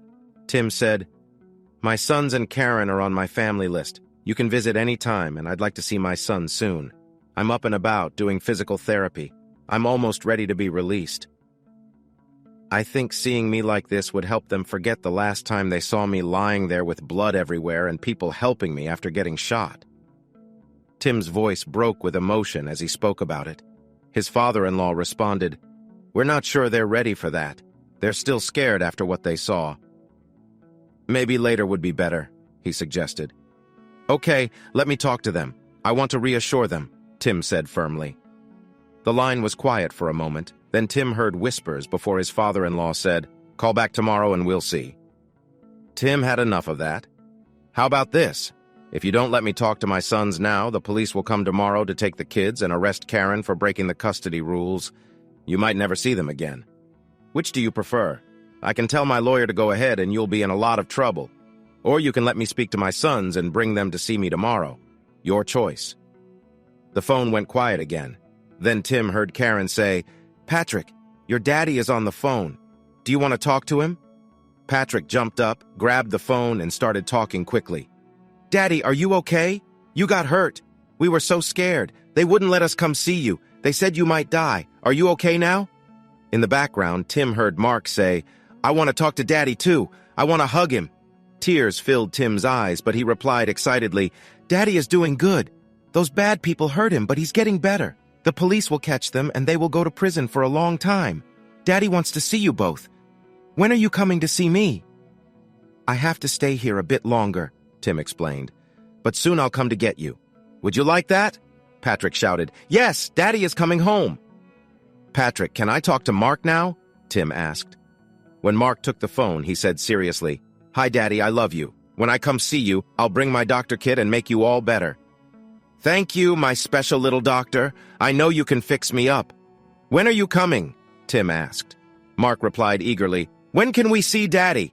Mommy told me to come help you get better." "Soon," his mom answered. "Can I talk to Daddy now?" Mark said, handing the phone back to her. "I love you, Daddy," he said. "I love you too, Mark.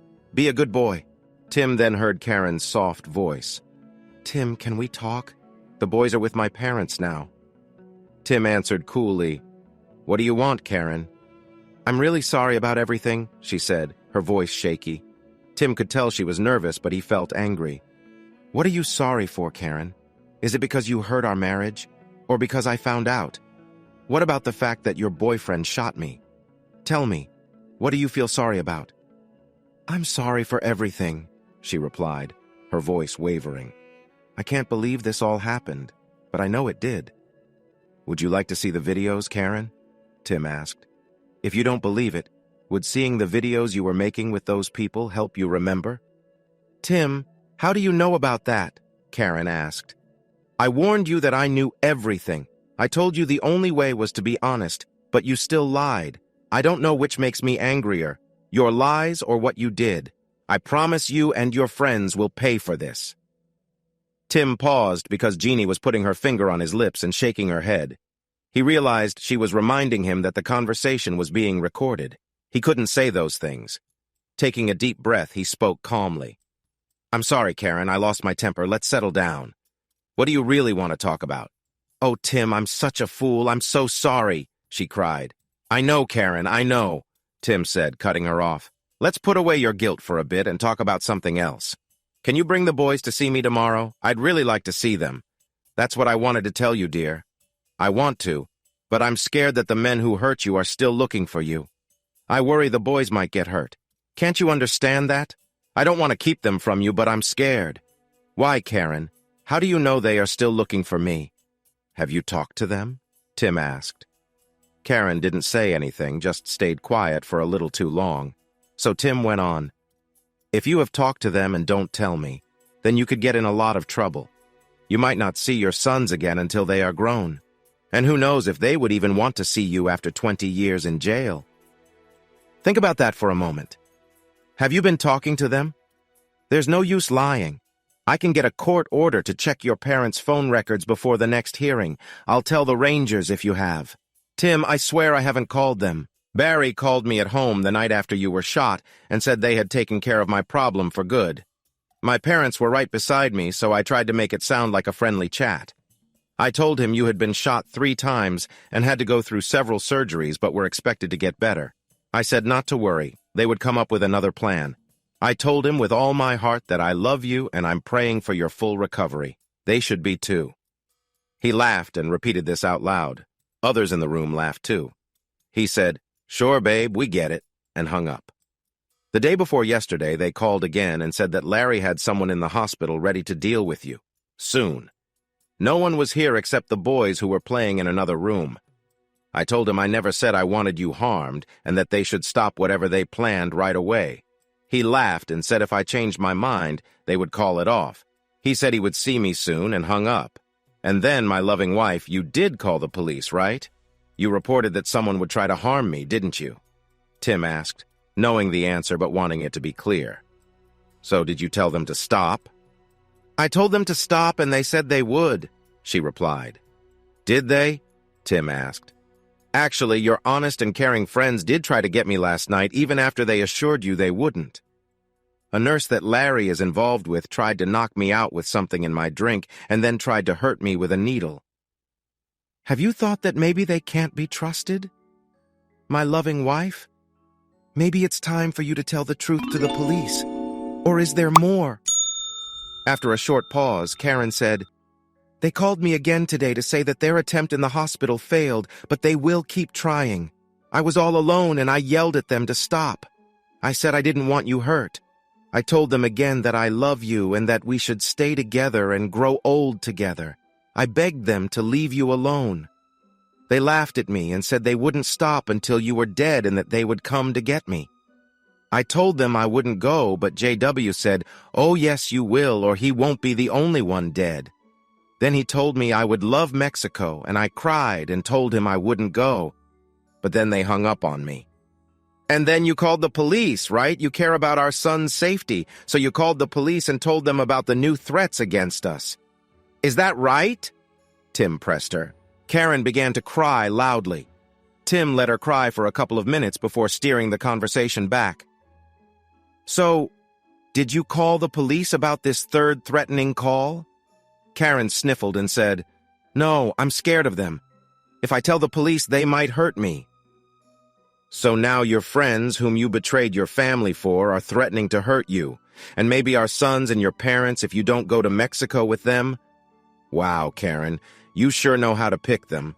What happened to the good girl you used to be? Did they take away every bit of your good sense? Tim didn't understand. Karen cried again. Tim listened for a bit before saying, I'm giving you an hour to pull yourself together and call them. When I call back, you better be talking to a police officer or already have talked to one. One more thing, Karen. If anything happens to my sons, you and your friends will regret it. But I promise it won't be easy for you. Do you understand? Karen's cries turned to loud sobs. Tim said loudly that he would call back in an hour and then hung up. Jeannie spoke calmly to Tim, reminding him that their sons were being watched and anyone who approached them would be arrested, so they were safe. She also reminded him that their conversations were being recorded, so he needed to stay calm and not make threats. Tim shook his head, took a deep breath, and said he would be better from now on. Andy walked into the room just as Tim hobbled back from the bathroom with his walker. Jeannie gave Andy a hug and told him to take good care of Tim while she went to the house to tidy up and change clothes. Tim told her to have a good meal too, but she laughed and said she liked the hospital food because it was helping her lose weight. As she stood in the doorway, Tim looked at her and said, Well, don't lose any more weight. You look perfect just like this. Jeannie rolled her eyes, waved her hand at him, and walked out the door. The woman police officer assigned to protect Tim gave him a little smile and then walked alongside him. Andy and Tim watched as Jeannie walked away, her figure moving gracefully. Andy said, She really is almost perfect, isn't she? If she weren't such a nice person and already attached to one of my friends, I'd be dreaming about her all day and night. Tim replied, Yeah, she's the nicest person out there and she's married, but that doesn't stop me from admiring her amazing looks. Well, now that you've said that, I guess I may have been pretending my thoughts were cleaner than they really are, Andy admitted. They both laughed. Andy was closest when the phone rang, so he picked it up. He told Tim it was the police chief from Karen's hometown. Hello, Chief, Tim said into the phone. I just had an interesting call from your father-in-law and wife. I was glad to hear from her after the way you talked to her earlier. She shared a lot, and I was happy to hear it all, the chief said. We could charge her for getting in the way of our investigation, but I think I'll save that for later if I need it. That's fine with me, Tim replied. I just want the person behind all this to be caught and punished.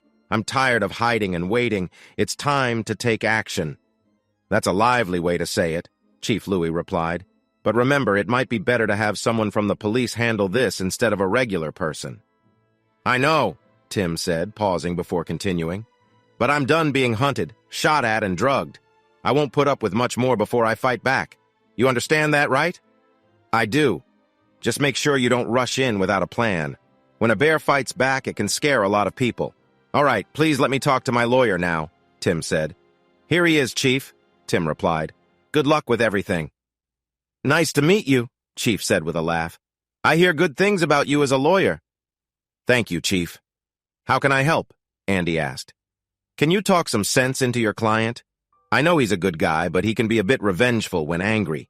He might do something rash if we don't find these guys soon." "I understand, Chief. We'll do our best. But like you said, he doesn't have much patience," Andy answered. "The faster we catch these guys, the safer everyone will be." The chief promised they were working quickly to catch the criminals and hung up. Andy turned to Tim. "The chief thinks you might be getting too close to losing control, but you can't rush things, okay?" Tim's voice was filled with anger. "I've been shot. Jeannie is hurt badly. They tried to poison us and are now threatening my family. The police can't find them, but those criminals know everything that happens in this hospital and at Karen's parents' house. How long do they expect me to wait until they get to my sons and me? I can't sit idle anymore. When I get out of here, I'm going to take action. I've had enough." Andy sighed, knowing that once Tim was out, he would be hard to stop. He thought about asking the doctors to keep Tim longer, but being here was safer for him than being at home, where he could be in danger. Just then, Chet arrived. He greeted Andy and Tim and sat down in a chair. Once Tim was settled back in bed, the friends relaxed and chatted about what had happened. It turns out Alan and Benton were trying to say they were innocent during a meeting with the school board until Andy played a recording from Tim's house. They exploded with anger, quit their jobs, and stormed out. Their resignations were accepted right after the board returned to the meeting. Warden Hughes was fired for cause, and Rogers and Slaughter were also dismissed, even though they had tried to resign before the meeting. The board rejected their resignations and approved their terminations, reporting their actions to the Education Commissioner. The careers of all four were basically over. They talked about Karen Kelly during the private meeting, but since they thought she might have been forced into her actions, they chose not to fire her just yet. The assistant superintendent for finance became the acting superintendent, and Chet was moved from assistant principal at the high school to acting principal at the elementary school. He said he liked his new job and shared that Karen had resigned due to a family emergency, effective the Friday after Tim was shot. Her resignation was accepted by the temporary superintendent, and someone fresh out of school took her place. There were no plans to take away her teaching certificate. Benton's wife filed for divorce because of his cheating, asking for most of their shared money according to their agreement. Alan's wife didn't have a pre-marriage agreement, but she hired the same lawyer and did things similarly. Slaughter's wife quit her teaching job right away and hadn't been seen since Larry Barnes was suspended from his job after a warrant was issued for him because he missed a court date about charges of hurting his spouse. Jeannie filed for divorce too, but they hadn't managed to serve him with the papers because he was missing. Barnes, Slaughter, Rogers, and Benton were wanted for questioning about Tim's attempted murder, but despite many police efforts, they had vanished. The staff at Tim's place hired private security to watch over their home because they wanted him back. When Tim got out, he was trying to explain to Andy why he wanted to go home instead of staying at Jimmy and Patty's house. He lost his train of thought when a stunning blonde stopped in the doorway with a nervous smile that turned into a smirk when she saw the three men staring at her. She stood with her hand on her hip, wearing tall white heels and posing like a model. Her shiny blue dress fit her tightly and ended mid-thigh. The top showed off her neck and shoulders, while the back was cut low. Chet and Andy jumped up to invite her in and offered their chairs. She walked into the room on her high heels, kissed Chet and Andy on the cheeks, but said she would sit on the bed beside Tim, who was lost for words. She leaned over the bed and gave him a kiss on the cheek. Andy and Chet couldn't help but stare when she leaned over. "Cat got your tongue?" she asked with a playful smile. After a moment, he raised an eyebrow and asked, "Who are you?" She made a cute face and replied, "What do you mean? I just left a few minutes ago and you've already forgotten me." Tim looked her up and down and said, "The pretty blonde I saw a few hours ago was a friend. I've known her for 2 years, but I've never seen her in high heels or red lipstick. I don't think she even has a dress like that." "Who are you then?" Andy and Chet jumped in with silly lines like, "Are you a movie star?" and "Did it hurt when you fell from heaven?" Jeannie smiled, but pretended to be annoyed. "Can a girl wear a dress without getting lame pickup lines?" "Not when she looks like that," Chet answered quietly. Then he added, "Hey, I'm about to go eat at a nice steakhouse, have some drinks, and then go dancing next door. Wouldn't you like to leave this boring hospital and join me? Jeannie turned away from Tim, stepped on a stool, and sat down next to him. She gave the guys a playful look before pulling her dress down a bit and said to Tim, I have a nice offer for company tonight. Can you beat dinner, drinks, and dancing? Or should I go with Chet? Tim leaned to the side, admiring her legs. I don't think they'll let me out to take you dancing, but if you stay, I'll make it worth your time. A few days down the road, your wait will pay off. So I can choose immediate fun tonight or a vague promise of fun later. Can you tell me more? Jeannie asked. Lean closer. I'll whisper in your ear, Tim urged as he spoke softly to her. Andy and Chet watched them with jealousy. Then Tim stopped whispering, playfully flicked his tongue in her ear and nibbled her earlobe. Jeannie turned back to Chet, grinning. Can I have a rain check on that date, Chet? I want to take care of Tim tonight. I never break my promises, so I have to pass. But maybe another time? Jeannie said. Chet laughed. He's fine. There are nurses and doctors everywhere, and he's practically better. Remember, they're letting him go soon?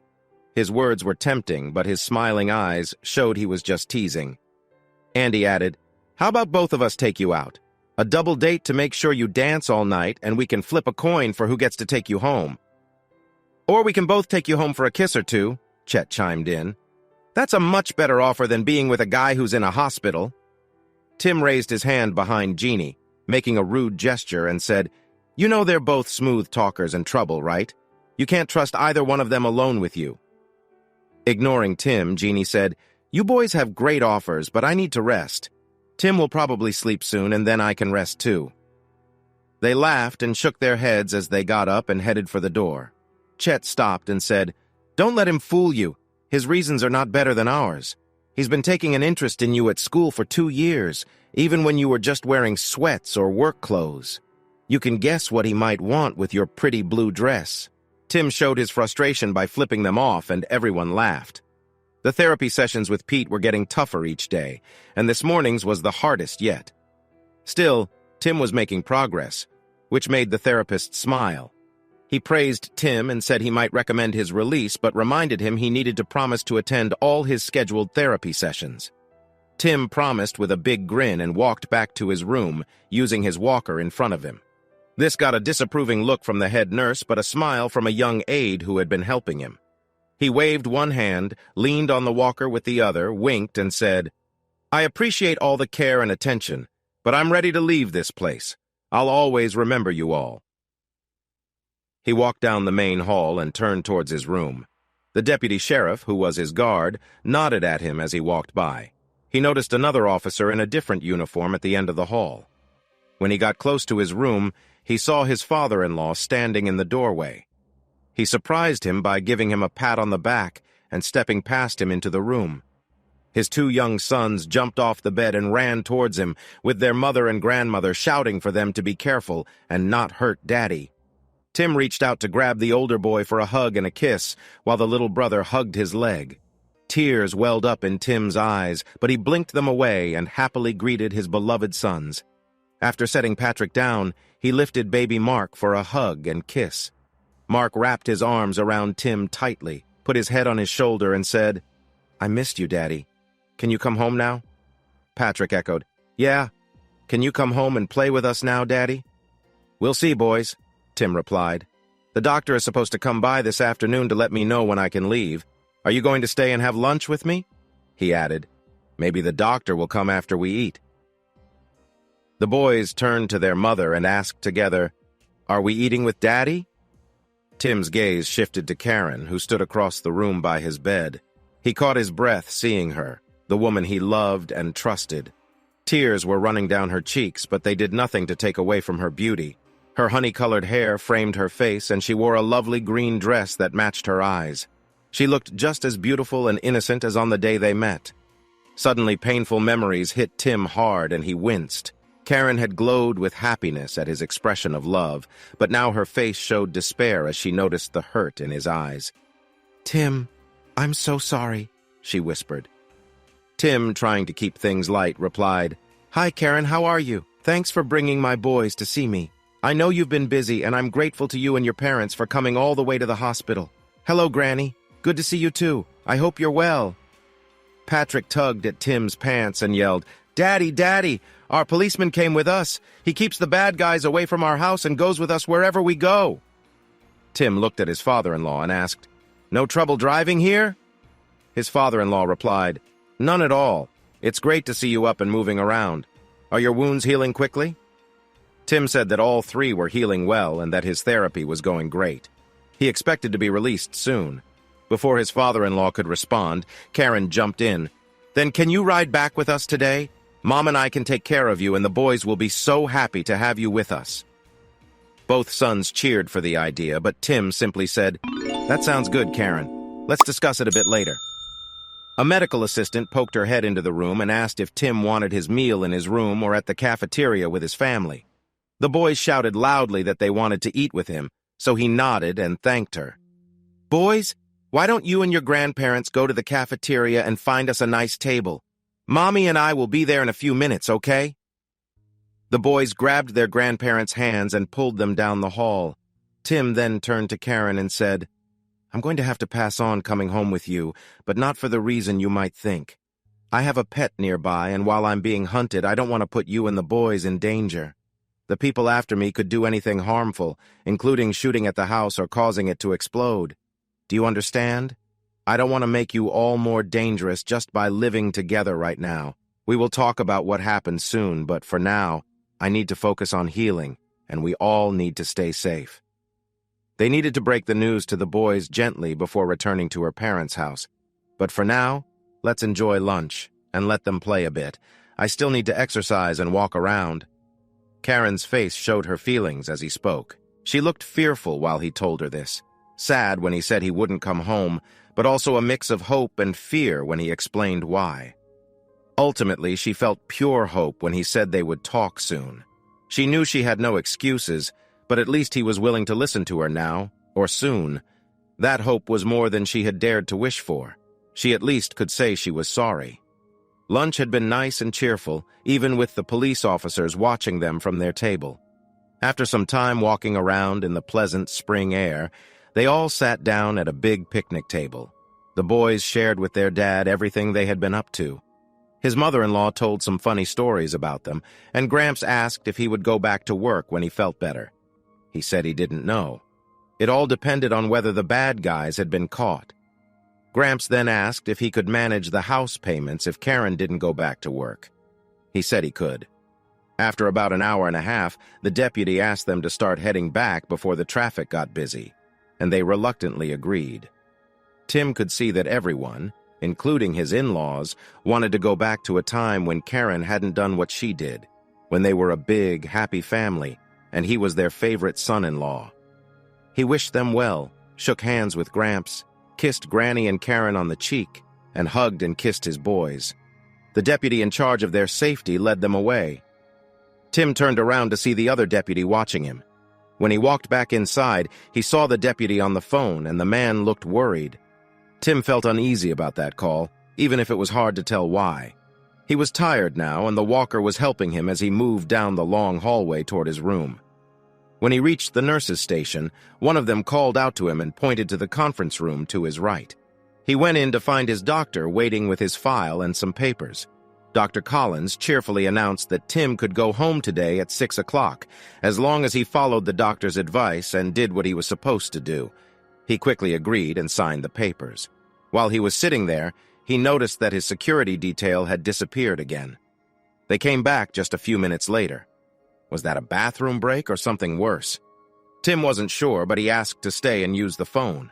When the doctor left, he called the Texas Ranger who was working on his case and quietly shared his worries with his back turned to the door. Ranger Boyd listened and then said, "Well, that explains a lot, doesn't it? They seem to always be one step ahead of us during this chase. We were starting to think we had a leak. Let me check on that and I'll get back to you. Can you talk on the phone in your room?" Tim replied that he was concerned about that, but asked him to call, let it ring twice, and then hang up. Tim would leave the room and call back from the conference room. Just as they were about to hang up, Ranger Boyd excitedly said to hold on a moment. He had something important to check and wanted to talk to Tim after that. Tim's heart started racing, but it went into overdrive when Boyd told him that someone had tried to force the deputy guarding his family off the road. but the deputy had managed to escape. Police from the area were looking for the car used by the attackers, which had stolen license plates. Boyd told Tim, "I think this proves our worries are real. Stay safe. I'm 10 minutes away."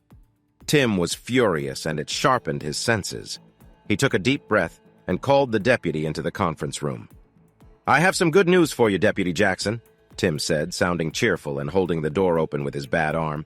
"I'm sure your family will be happy to know you won't have to keep watching over me." When the deputy walked past him, Tim let the door go and grabbed the gun from the holster on Jackson's hip.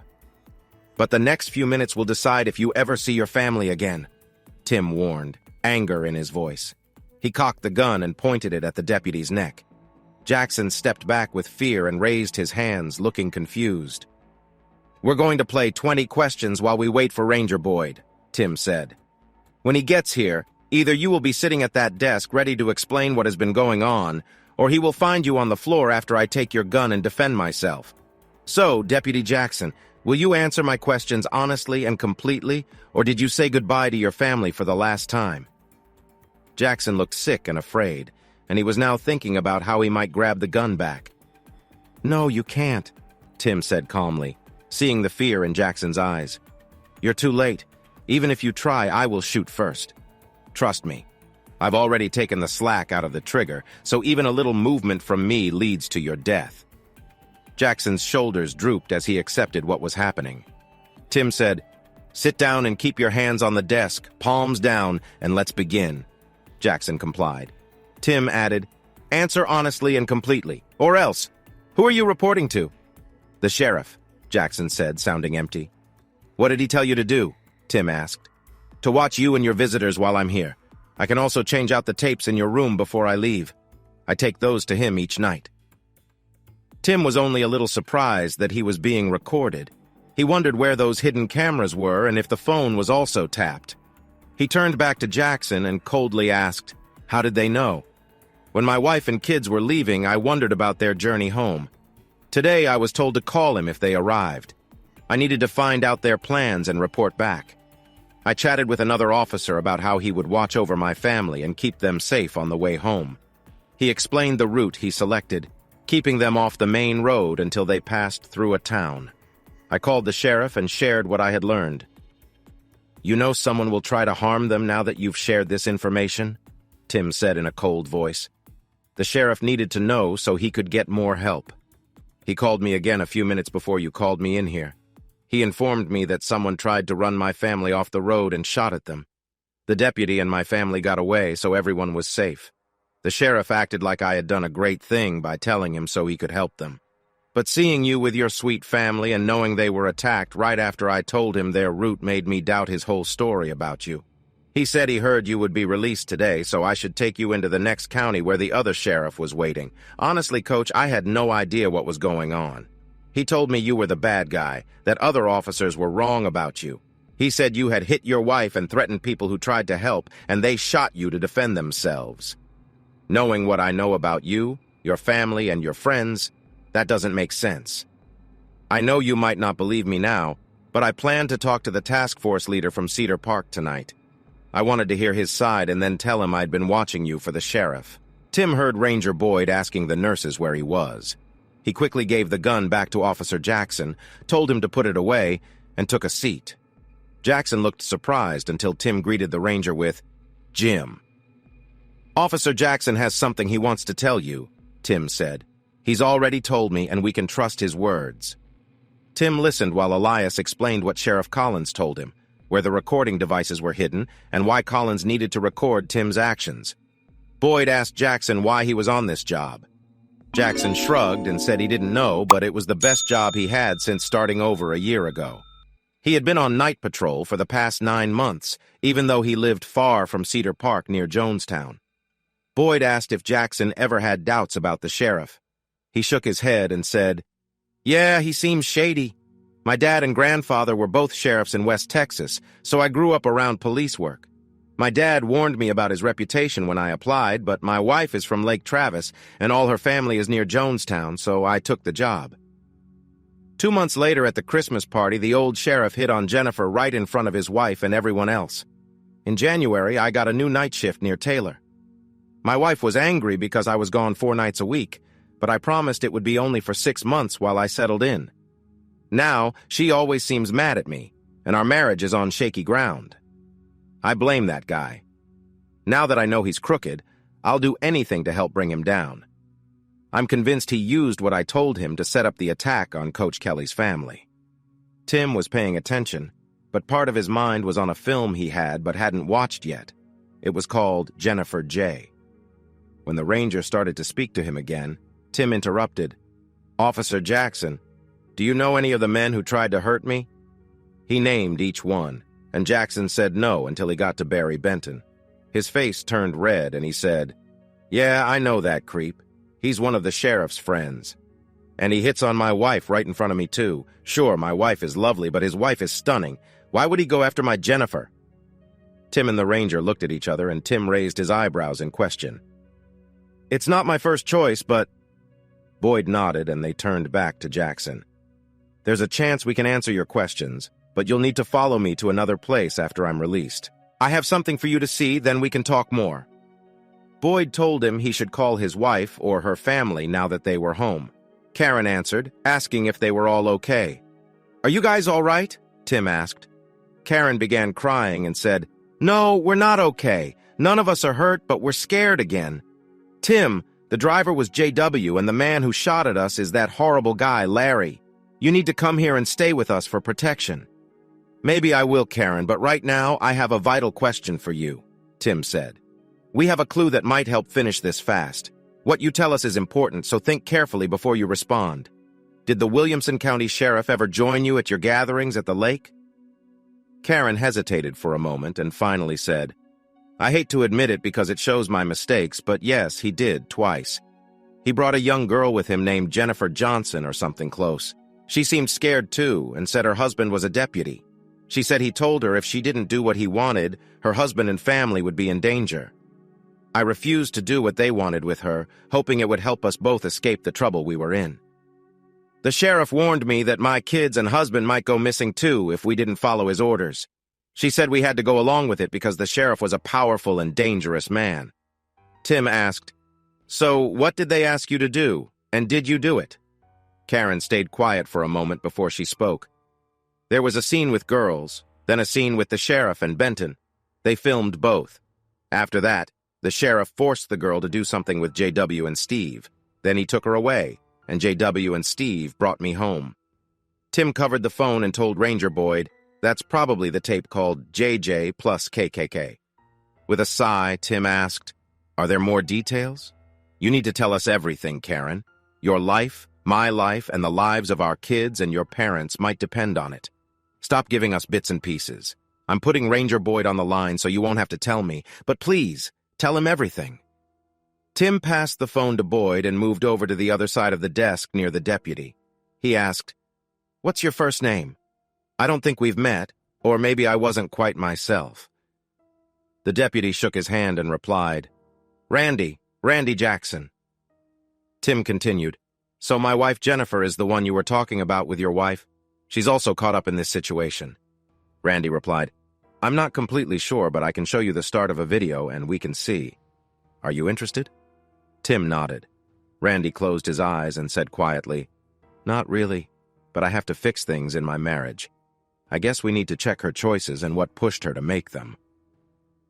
He explained that the sheriff had threatened both him and his daughter if Karen didn't listen to him. Randy said what they were doing was making films for adults. Actually, he corrected himself, they were tricking, blackmailing, and forcing women to perform on camera. "They really thought they were stars," he said with anger. The sheriff was involved, along with Karen and a man named Barry Benton. "I got hold of some films from a source I can't name, and I have them now. If you want, I can show you one with Jennifer J on it, and another called JJ plus KK. Let's hope neither of them has your wife." Boyd had just finished his call with Karen and listened closely. He described the woman in the movies as a slim, 5'9" brunette with long hair and striking blue eyes. He paused when he saw the look on Randy's face and said, "Well, we need a plan to stop that sheriff and put him behind bars with bad company." Tim asked, "How can we do this?" The sadness on Randy's face turned to anger. He looked at Boyd and Kelly and said, "I might have an idea, but it could put us in danger. It involves trusting Ranger Boyd and anyone he can count on." Randy explained the plan about taking someone home in his Ford. He was told to inform a deputy ahead of time so they could ensure a safe trip on the back roads. He felt sure something bad might happen on that journey. Randy asked, "What can we do to stay safe?" Boyd told them to decide what weapons they might need. He then called his captain. About 10 minutes later, he asked what they needed and informed them that help would arrive soon. Tim leaned forward, looked straight at Randy and said, "Are you sure you want to do this? They want me, not you. I can drive myself home. You, the Rangers, and anyone else can support me. You shouldn't have to risk yourself." Randy replied, "I think the sheriff wants both of us out of the way, but we have a better chance together. 2 sets of eyes, 2 plans for defense." Tim smirked, raised his eyebrow, and nodded. Ranger Boyd agreed, and soon they were preparing their plan. They got permission to monitor the sheriff's phone and set a trap.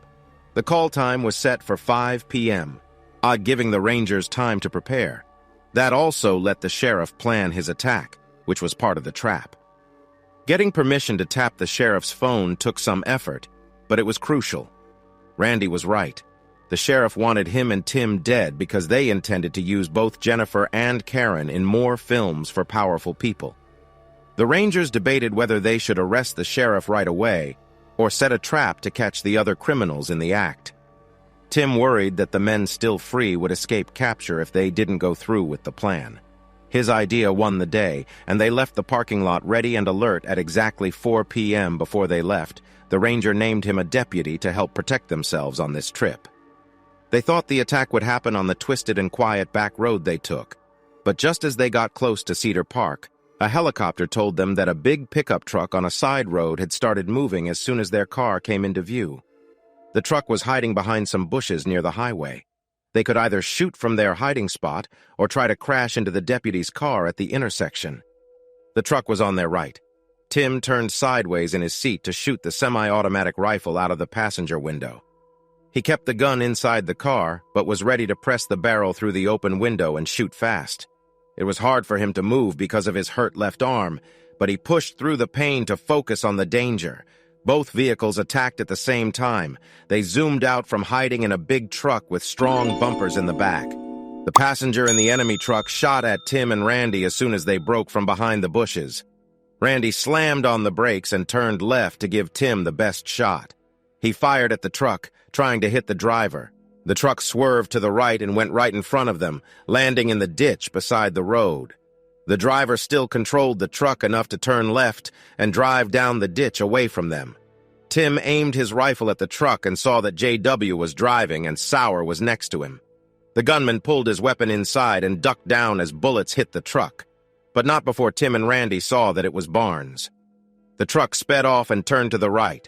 A short distance down the road, Randy backed up to the intersection and turned around, speeding off after the men who had attacked them. The helicopter warned them that backup was 5 minutes away and told them to wait before getting involved. But within a minute, the helicopter said the truck was parked at a shopping center near Highway 620, and then they heard, "Oh no, they can see us and are shooting." Breaking away, Randy drove to the back of the shopping center. They got out, each carrying a shotgun and a semi-automatic rifle, and quietly moved around the side. They saw the truck in the middle of the parking lot, but no one was inside. Just then, a car with 2 state troopers came into the lot and blocked the exit, taking position behind their cruiser. Another ranger arrived quickly, along with a cruiser with 2 Cedar Park police officers. They pulled in behind the shopping center and joined Randy and Tim, telling them to stay where they were. The ranger and the 2 officers carefully moved through the parking lot to the truck, checked it was empty, and began to search the 30 or so other cars in the lot. Randy ran into the nearest store and asked the people inside if they saw anyone from the truck shooting at the helicopter. He found out that all 6 people in the store had seen it happen. They excitedly told him that 5 men got into 2 cars, with 2 jumping into a black pickup and the other 3 into a dark Mercedes-Benz. Randy rushed back to his cruiser and radioed the information, asking for an alert on the vehicles and warning that they should be considered armed and dangerous. Tim stood outside, shaking with anger. He couldn't hold back his tears again. Stay tuned, dear listeners. The next part is coming in just a few hours. Hey, listeners. If you enjoyed watching this video and want to stay updated with our latest content, don't forget to hit that subscribe button and turn on notifications. You won't want to miss out on what's coming next. Thanks for watching and see you in the next video with Queen Cheating Tales. As I walked away from the shattered remnants of our confrontation, I knew there was no turning back. Their deceit had unleashed a wrath within me. Each step I took was a step towards retribution. The pieces were falling into place, and their downfall was inevitable. This was my vengeance.